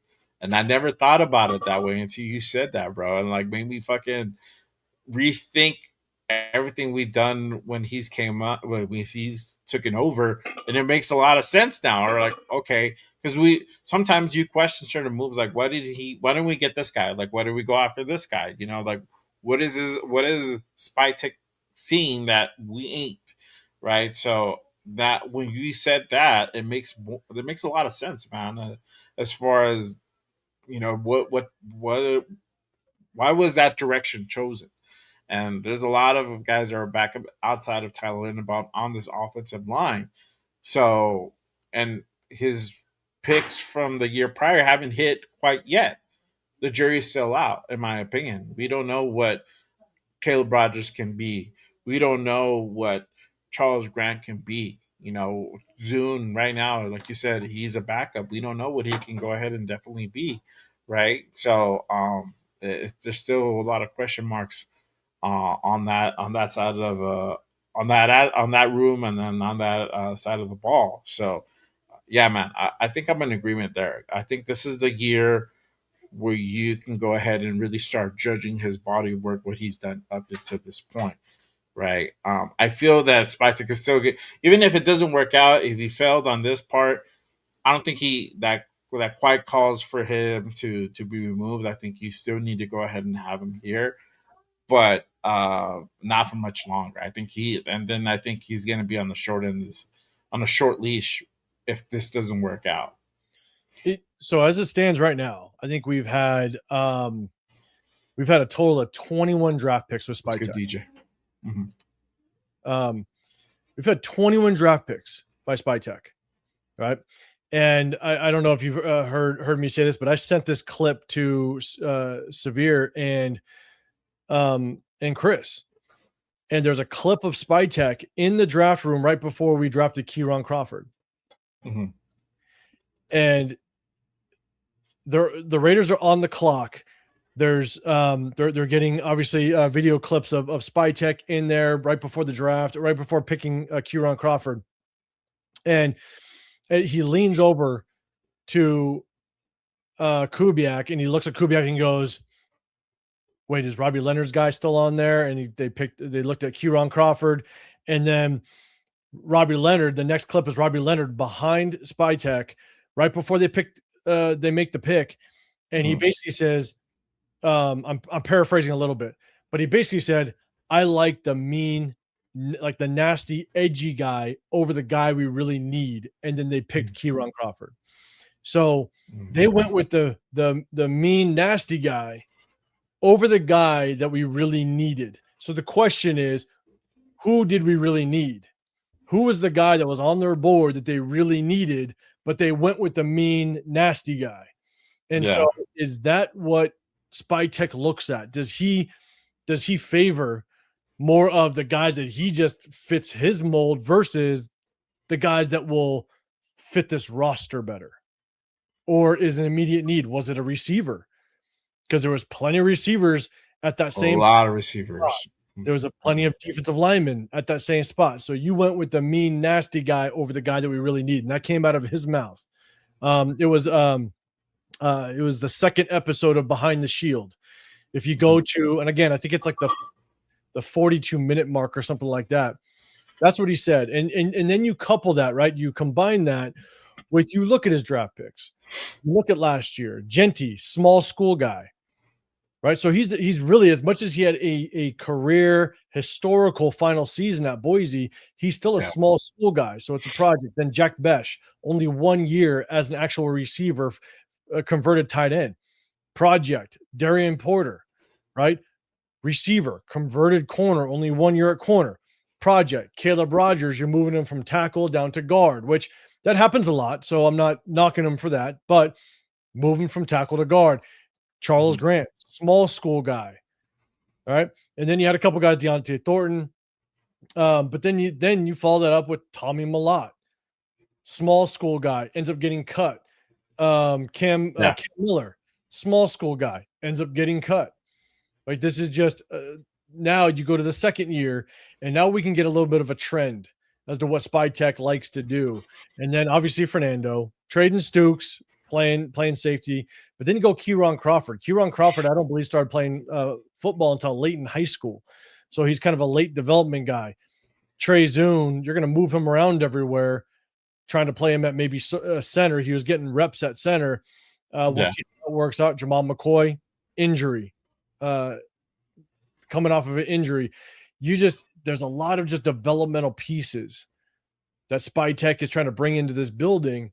And it's not shocking that you bring in a lot of developmental pieces and now they're not even starting or very little starters, given the fact that you were the worst team in the National Football League last year, which means you didn't have the best roster, but you now have basically around 21 draft picks that we're still trying to figure out what we got. Right. To me, it's like he's leaving the door open to, if this doesn't work out, if his draft picks don't work out, then you can kind of look back at the history of those players and kind of hit you with the "I told you so," or "Oh, well, the writing was on the wall." Of course, these guys didn't work out because Darian Porter only had 1 year of corner experience. Like Jack Bech only had 1 year of actual receiver experience coming into the draft. Right. Kieron Crawford, you went with the nasty, edgy guy versus the guy we really needed. So to me, it opens up the door for, if these guys don't work out, the "I told you so's" are going to start flying. So that definitely is still sitting on the board, like our history has always told us, right? All those draft picks where you pick somebody and then all of a sudden a Hall of Famer hits afterwards. It opens up the door for that because there's a lot of players that actually have panned out so far, at least with the rookie draft class last year. And then if some of these receivers that a lot of us liked, or even a D tackle that some of the people liked, if those guys worked out and Kieron Crawford just ends up being a rotational piece, the "I told you so" is going to come out. So it sucks. I hope they work out. Yeah, exactly. I hope they work out too. I mean, in a perfect world, they would all hit, but it's not. So, but at least the higher draft picks, that's what we're looking for, making sure that they hit. And like we were talking about earlier, it's guys like Jack Bech, second round pick. He has some talent, but there was more talented guys out there that we could have picked at wide receiver in that draft. I don't remember who went before him, but I know there was a few guys out there that could have been picked, and they could have been, definitely an impact by now. I don't know. It's not even at the receiver position. It could have been at the guard position or tackle position, right? Like exactly.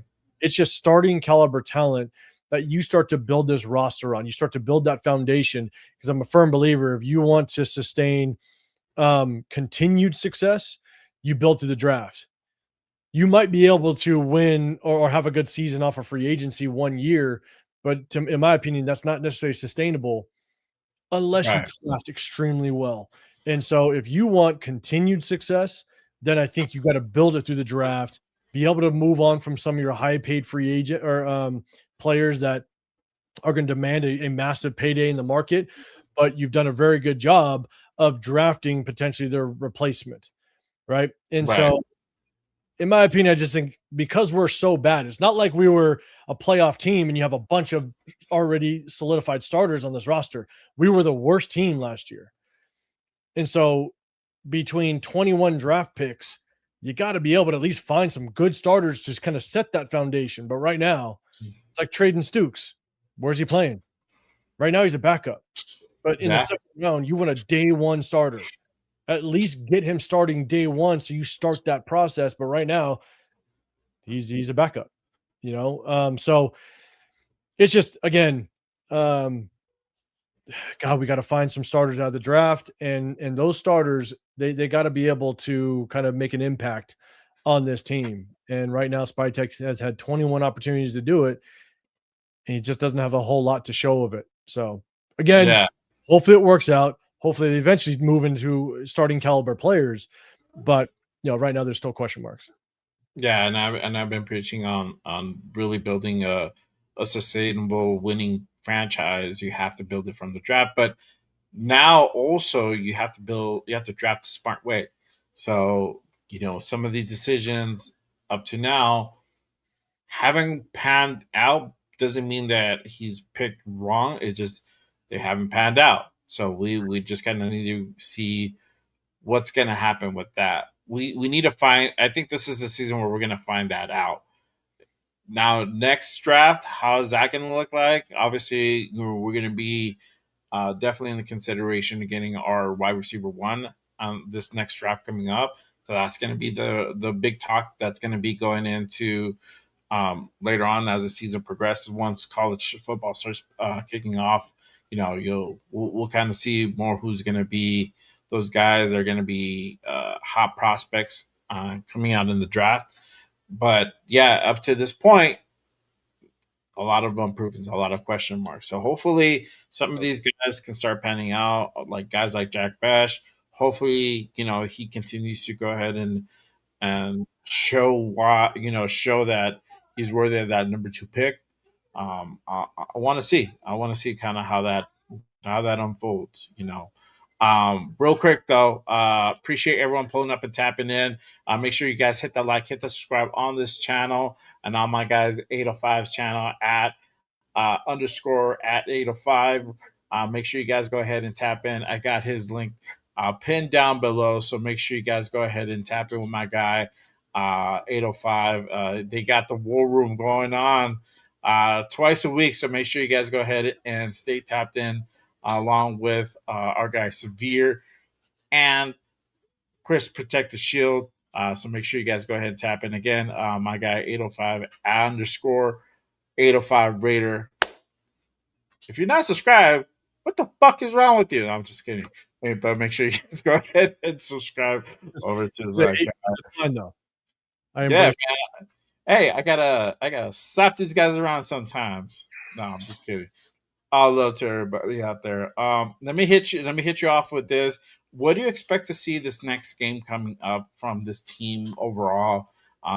What improvements do you hope to see, or just in general, what do you hope to go ahead and see going into this? Now, I'm not talking about the scrimmaging. I'm talking about the actual preseason game on Thursday versus the Texans. Um, Again, I want to see Fernando play a lot because if the season pans out the way um that Kubiak has stated, they're okay if Kirk Cousins starts the entire season, right? So this is going to be the only burn that Fernando Mendoza gets if it all works out to what their plan is. And so Mhm. I want to see Fernando get again another just minimum 2 quarters. 2 quarters, get live bullets, get just allow him to see as much real in-game situation as possible because games practice speed is very different than game speed, right? So Yeah. and then when you're in practice and you're wearing that red jersey, that means you're untouchable. So he's going to be going through reps and going through full team without knowing that DN is going to take his head off, right? So he's going to play comfortable. You got to be able to kind of feel the pressure of a real Yeah. game situation to really understand what the NFL is like. So I want to see him get as much playing time as he did, honestly, um, last week. Yeah. Get at least 2 quarters. And so that's number one. I want to see us solidify this offensive line. I want to see if Spencer Burford is going to be the starting guard. I want to see a better game out of him. That's what I want to see. Um, and then, Jack Besh, stack another good game.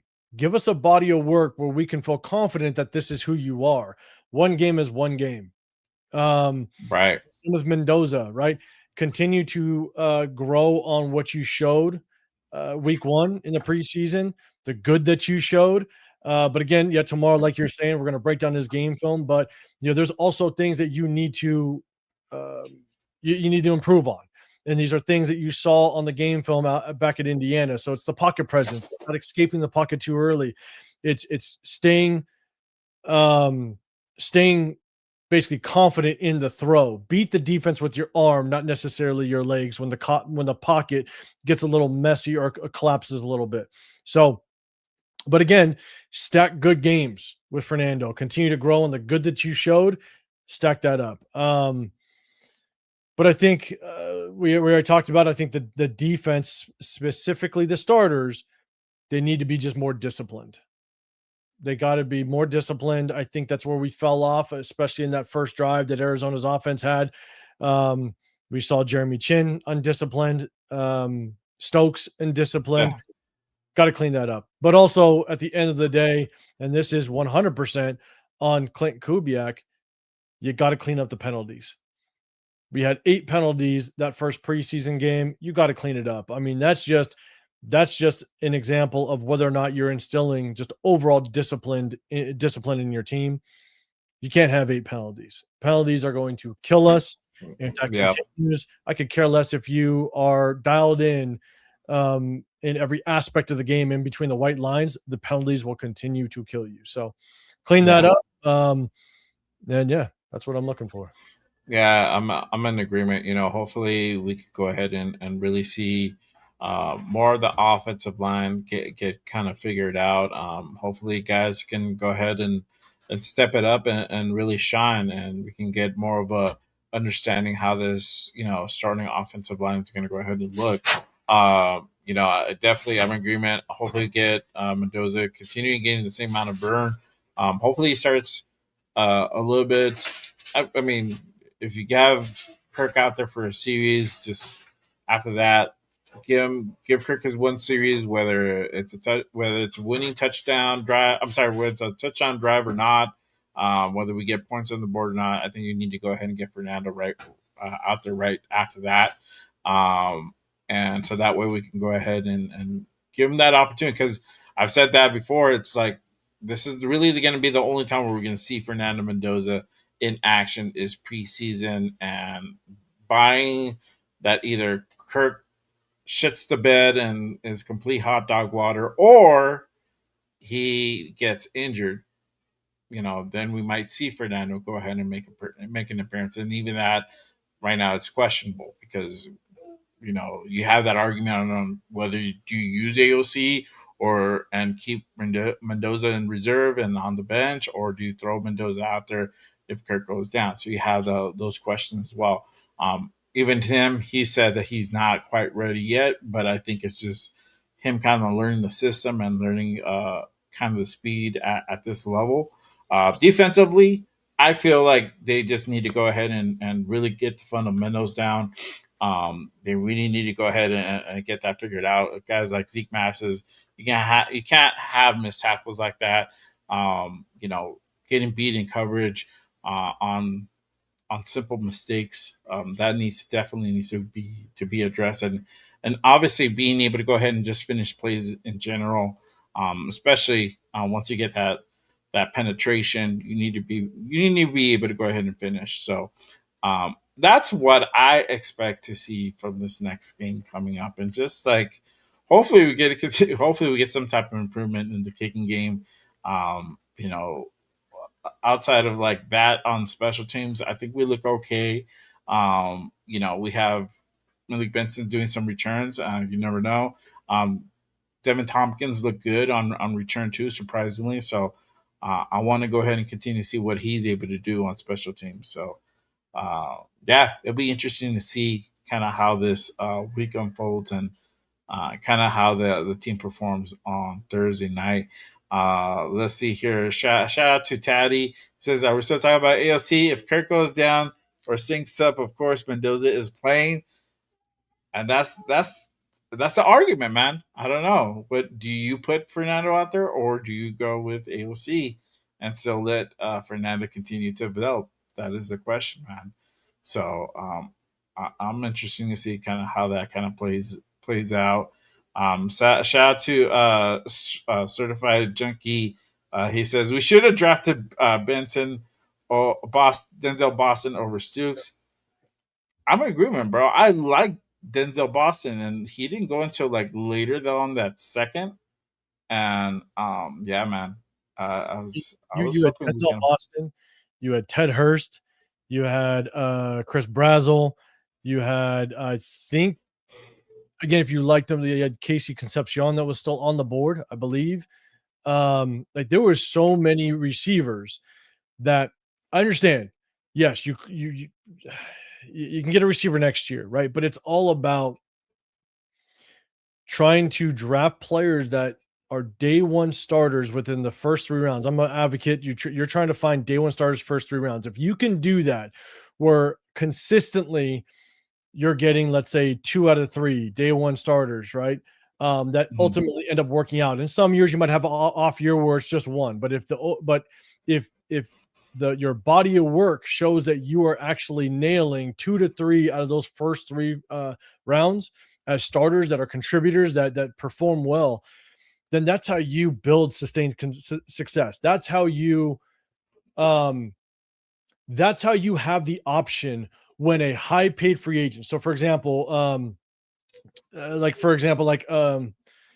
don't know what would be a good example. Let's see, let's say Malcolm Kuntz, or let's say Quiddy Pay is just balling at Yeah. the end of his contract, right? 3 years from now, let's say Quiddy Pay is doing a really good job, but you nailed that starter, and you know that, okay, like, because my history tells me that I can evaluate well and I'm finding starters, day one starters, you can walk off from veterans and not pay them the high price tag. And now you have a player in a rookie contract. All right. Yeah. That gives you that option, that flexibility. But when you don't draft well, then now you have that. Now you're contemplating, oh shit, I need to pay this guy?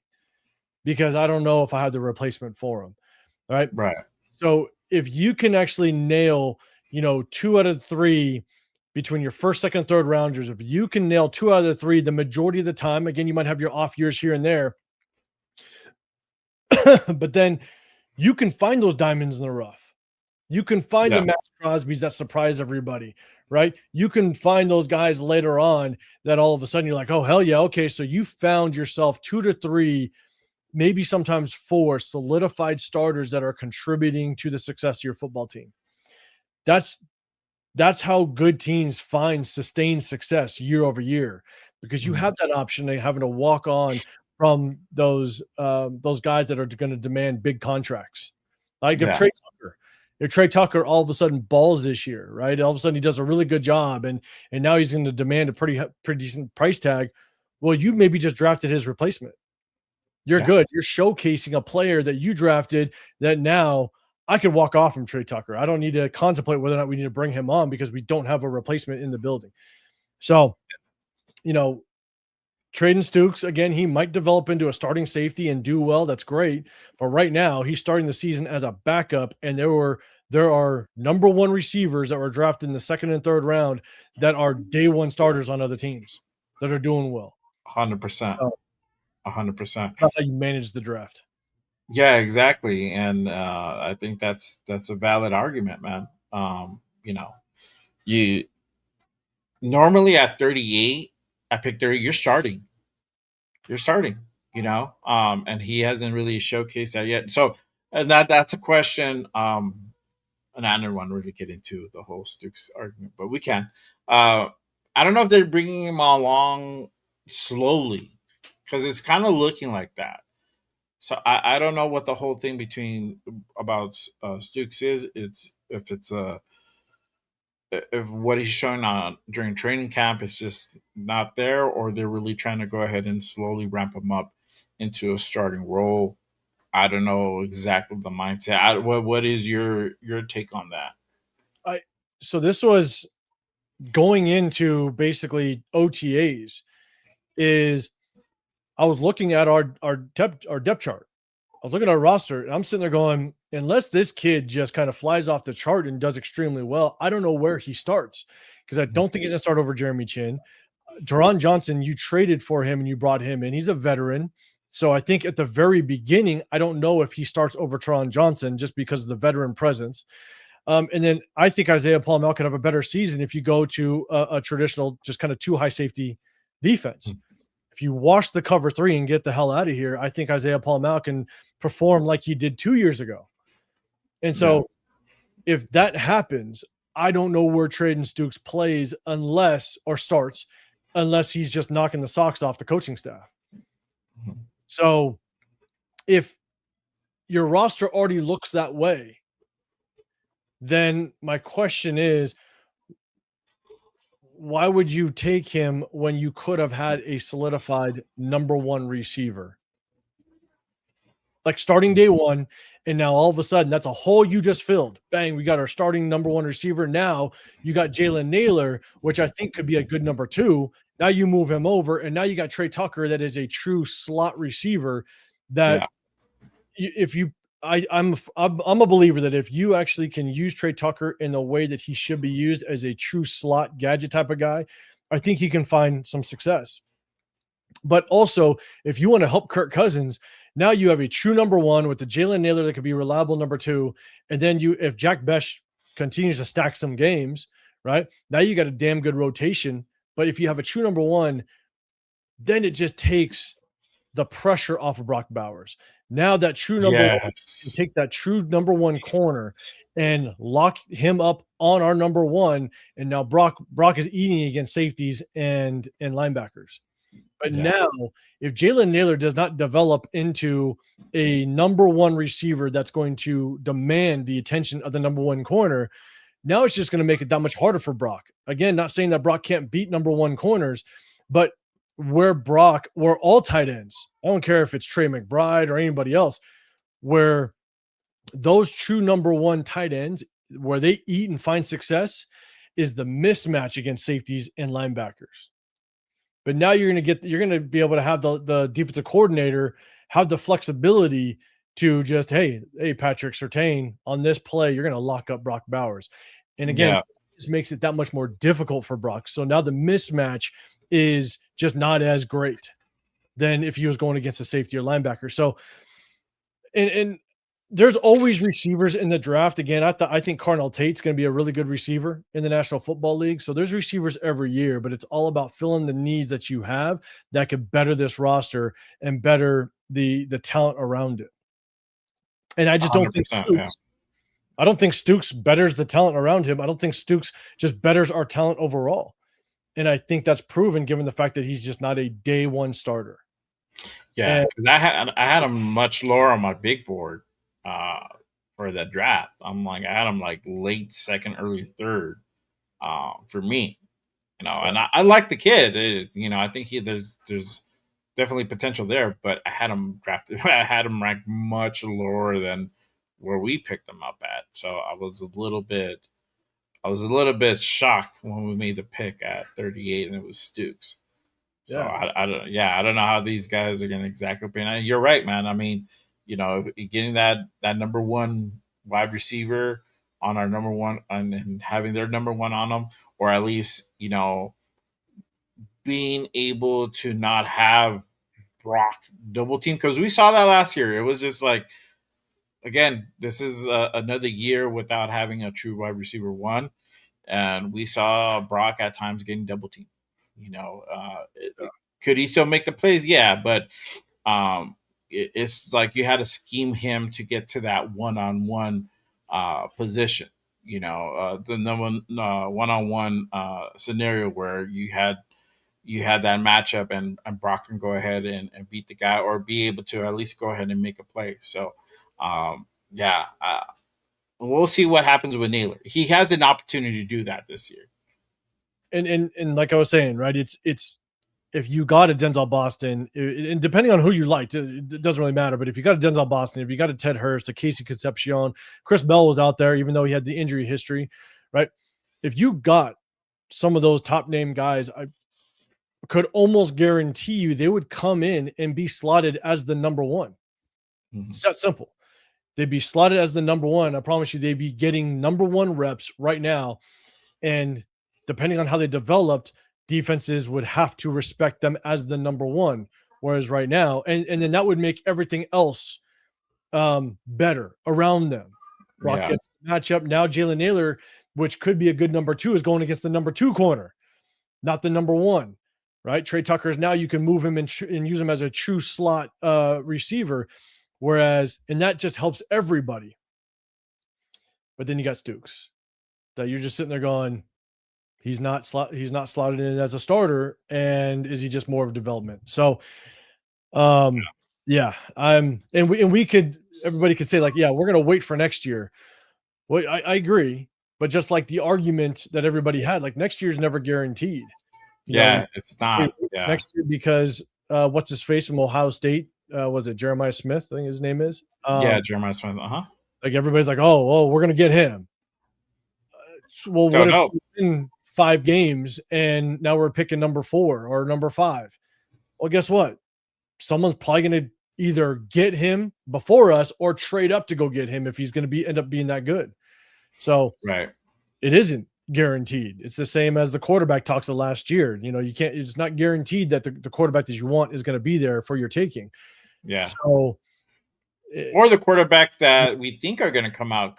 yeah, And we saw that with Oregon's guy. I forgot his name, and he decided to go ahead and you know, go back to school and stay another year. And so that also happens with receivers and other players. They decide, hey, you know what? I'm making good amount of money. I'm probably going to go ahead and stick around for another year at the collegiate level, go get some more experience, and then I can go ahead and come out the following year.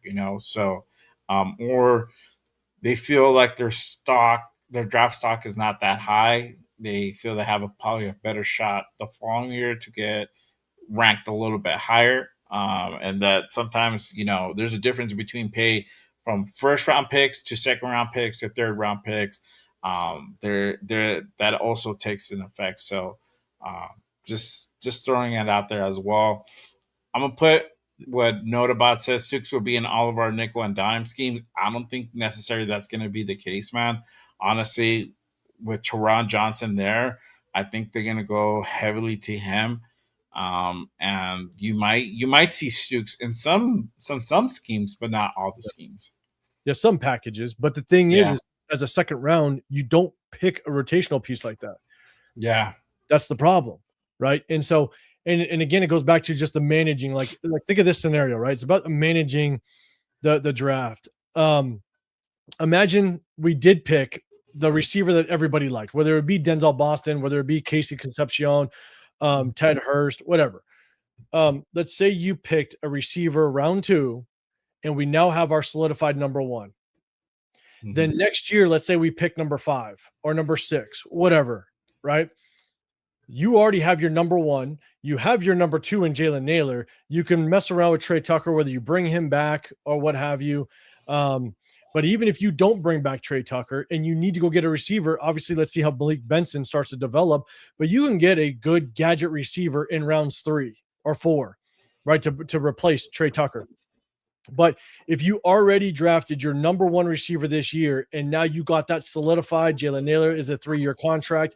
Now at the 5th position, with the 5th draft pick in next year's draft, and let's say now we need help in the interior D line, you can get the best D lineman probably in the draft, right? Or we need the best guard. Let's say Burford didn't work out, and JPJ is a little shaky, or Caleb Rogers isn't working out. You could literally get the best guard in the draft. Like it just opens up the options, and you already solidified that one position at the number 1 receiver spot. yeah, So it's about managing it. Like, and so that's where I struggle, is that if Stooks doesn't end up being a starter, then you just didn't fill that role. And now we have more holes to fill. And against Spytek, you had 21 draft picks between last year and this year with very, very minimal starters to to show for it. yeah, for sure. Yeah, let's see. That's kind of what happens. This next coming draft is going to be exciting for sure. Shout out to my guy, my brother from another mother, Michael, gifting 2 jewels. Appreciate you, brother. Salute to you. Hey, thanks for pulling up, my guy. Yeah, it's still a long ways to go about, from here to then. But definitely definitely excited to see kind of what continues to develop in this offseason, this preseason, and obviously week 1 is literally right around the corner. We're only a few weeks away, and we'll be back to full full regular season football, and it's crazy. Raider Nation 510 says Don Thorne still got a lot of football ahead of him. You know what, man? Honestly, I think that's going to be the guy who has to probably prove it the most. this season, to see what he's able to go ahead and do because last year didn't show a whole lot.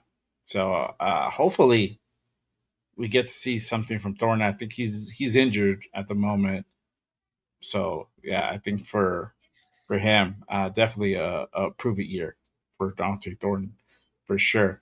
Um, let's go ahead and wrap it up here, man. We've been on for like almost 3.5 hours. Let them know what you have going on, where they can find you at, of course. So if you guys don't know, most of the people I see in the chat, I think you do know me. I'm 805 Raider, Real Talk Raider Nation. I basically go live with my guys in the war room, Chris Pick Shield, as well as Severe. We're going to start breaking down game film like we have the last couple seasons. We are going to break down game film um, on Sunday, tomorrow. We typically do it during the season on Wednesdays, but we go live on Sundays and Wednesdays. Chop it up with y'all. I'll throw some shorts out there. I might do some videos here and there, but basically, I just been doing lives. I might do a solo live here and there if I got time. Again, it takes a lot of time to break down the game film. It takes a lot of time to kind of prep for the live shows. And so when I do have opportunity to go live and kind of do one-on-one, chop it up with y'all, that's what I do. I will be going live this Thursday for the Houston game. So tap in. We're doing a jersey raffle. So we'll be raffling off. If you want to get in on it, we're going to be raffling off 3 jerseys of your choice. Shout out to Cheeto Linus. I already gave him the money, so he's going to be able to provide the jersey to the winners. So There you during go. that game, we'll be going live, raffling off 3 jerseys, having some fun, drinking it up, watching some Houston versus Raiders football, and having a good time. So tap in on Thursday if you want to get involved in that. We'll be doing some games and stuff and just chilling out with the nation. I don't go live very often on game days because I do way too much rewinding and rewatching and stuff like that. But definitely tap in. We break down game film after the games throughout the season and just kind of give you our takes. So, but definitely appreciate that. Everybody that supports and rocks out. Yeah, yeah, for sure, man. I might be pulling up to that one too, man. So I know normally I don't really like to go ahead and do a live while the game's going on. I get there's too much going on. I get too distracted. So It'll be my first time chat doing and it. everything. Yeah, yeah. So there you go. So we can go ahead and rock it for sure, and then I'll be doing the post game for that game as well. But for me, what I got going on next is I got the new show kicking off tonight. Oh, it's already live, but I got the new show, new channel that I just kicked out. No effing way. I do have a fight pal that I'm doing for UFC 330. If you guys are into UFC, you guys want to go ahead and get my takes on the fights as they happen, go ahead and tap into the fight pal that I'm doing tonight at 6:30. I'm going a couple minutes before the actual main card. Going to go ahead and just chop it up and give my predictions for that whole card. It's a good card. 2 championship fights tonight.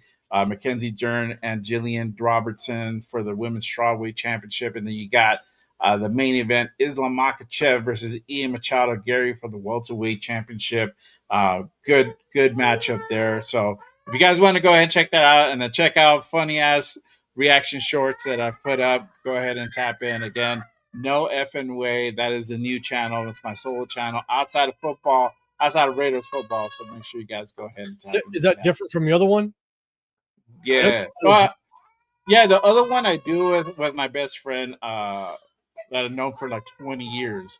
yeah. Uh at Namrock. So where this is the solo one where I'm just doing my stuff. I'm putting it out there a little bit different than that channel. But yeah, go ahead and tap in, check it out. I put the link for the live for tonight on the chat, and then also I'll go ahead and put the channel on here as well in the chat. So make sure you guys go ahead and hit that subscribe on your boy. Gonna be doing it's a totally different feel. So you guys want to go ahead and chop it up, conspiracy theories, viral videos, some wild outlandish shit that just fucking makes you question stuff like is this real? Are we living in a fucking in a fucking alternate reality? Is this are aliens fucking real? Check it out, man. I like it. You already know, bro. Hey, I gotta go outside the box, dog. That's why I like to live sometimes, outside of the box. Hey, man, it's always a pleasure talking to you, man. We have a great time, and we really get into in depth about talking football, man. And nobody has, I feel that nobody has a better dissection and breakdown than you, my guy. So thank you for pulling up and tapping in. But that is it. That is it, y'all. We're out of here. Thank you again for everyone who pulled up and rocked Okay, with us. hang This out after morning. we're done. Hang out backstage. I'm gonna Yeah, do something. yeah, for sure. All right, y'all. But we outro. Until the next one, as always, just Raiders, baby. Appreciate We'll it. see y'all on the next one. I'll see y'all on Monday for Raiders Unfiltered with my two boys over here, Raider Will and Primos, who was in the chat. Salute to those guys. I'll see y'all Monday, y'all. And I'll see y'all tonight for UFC 330. Make sure y'all pull up. Peace. J Ray, the creator with the killer content, hot takes and the dopest.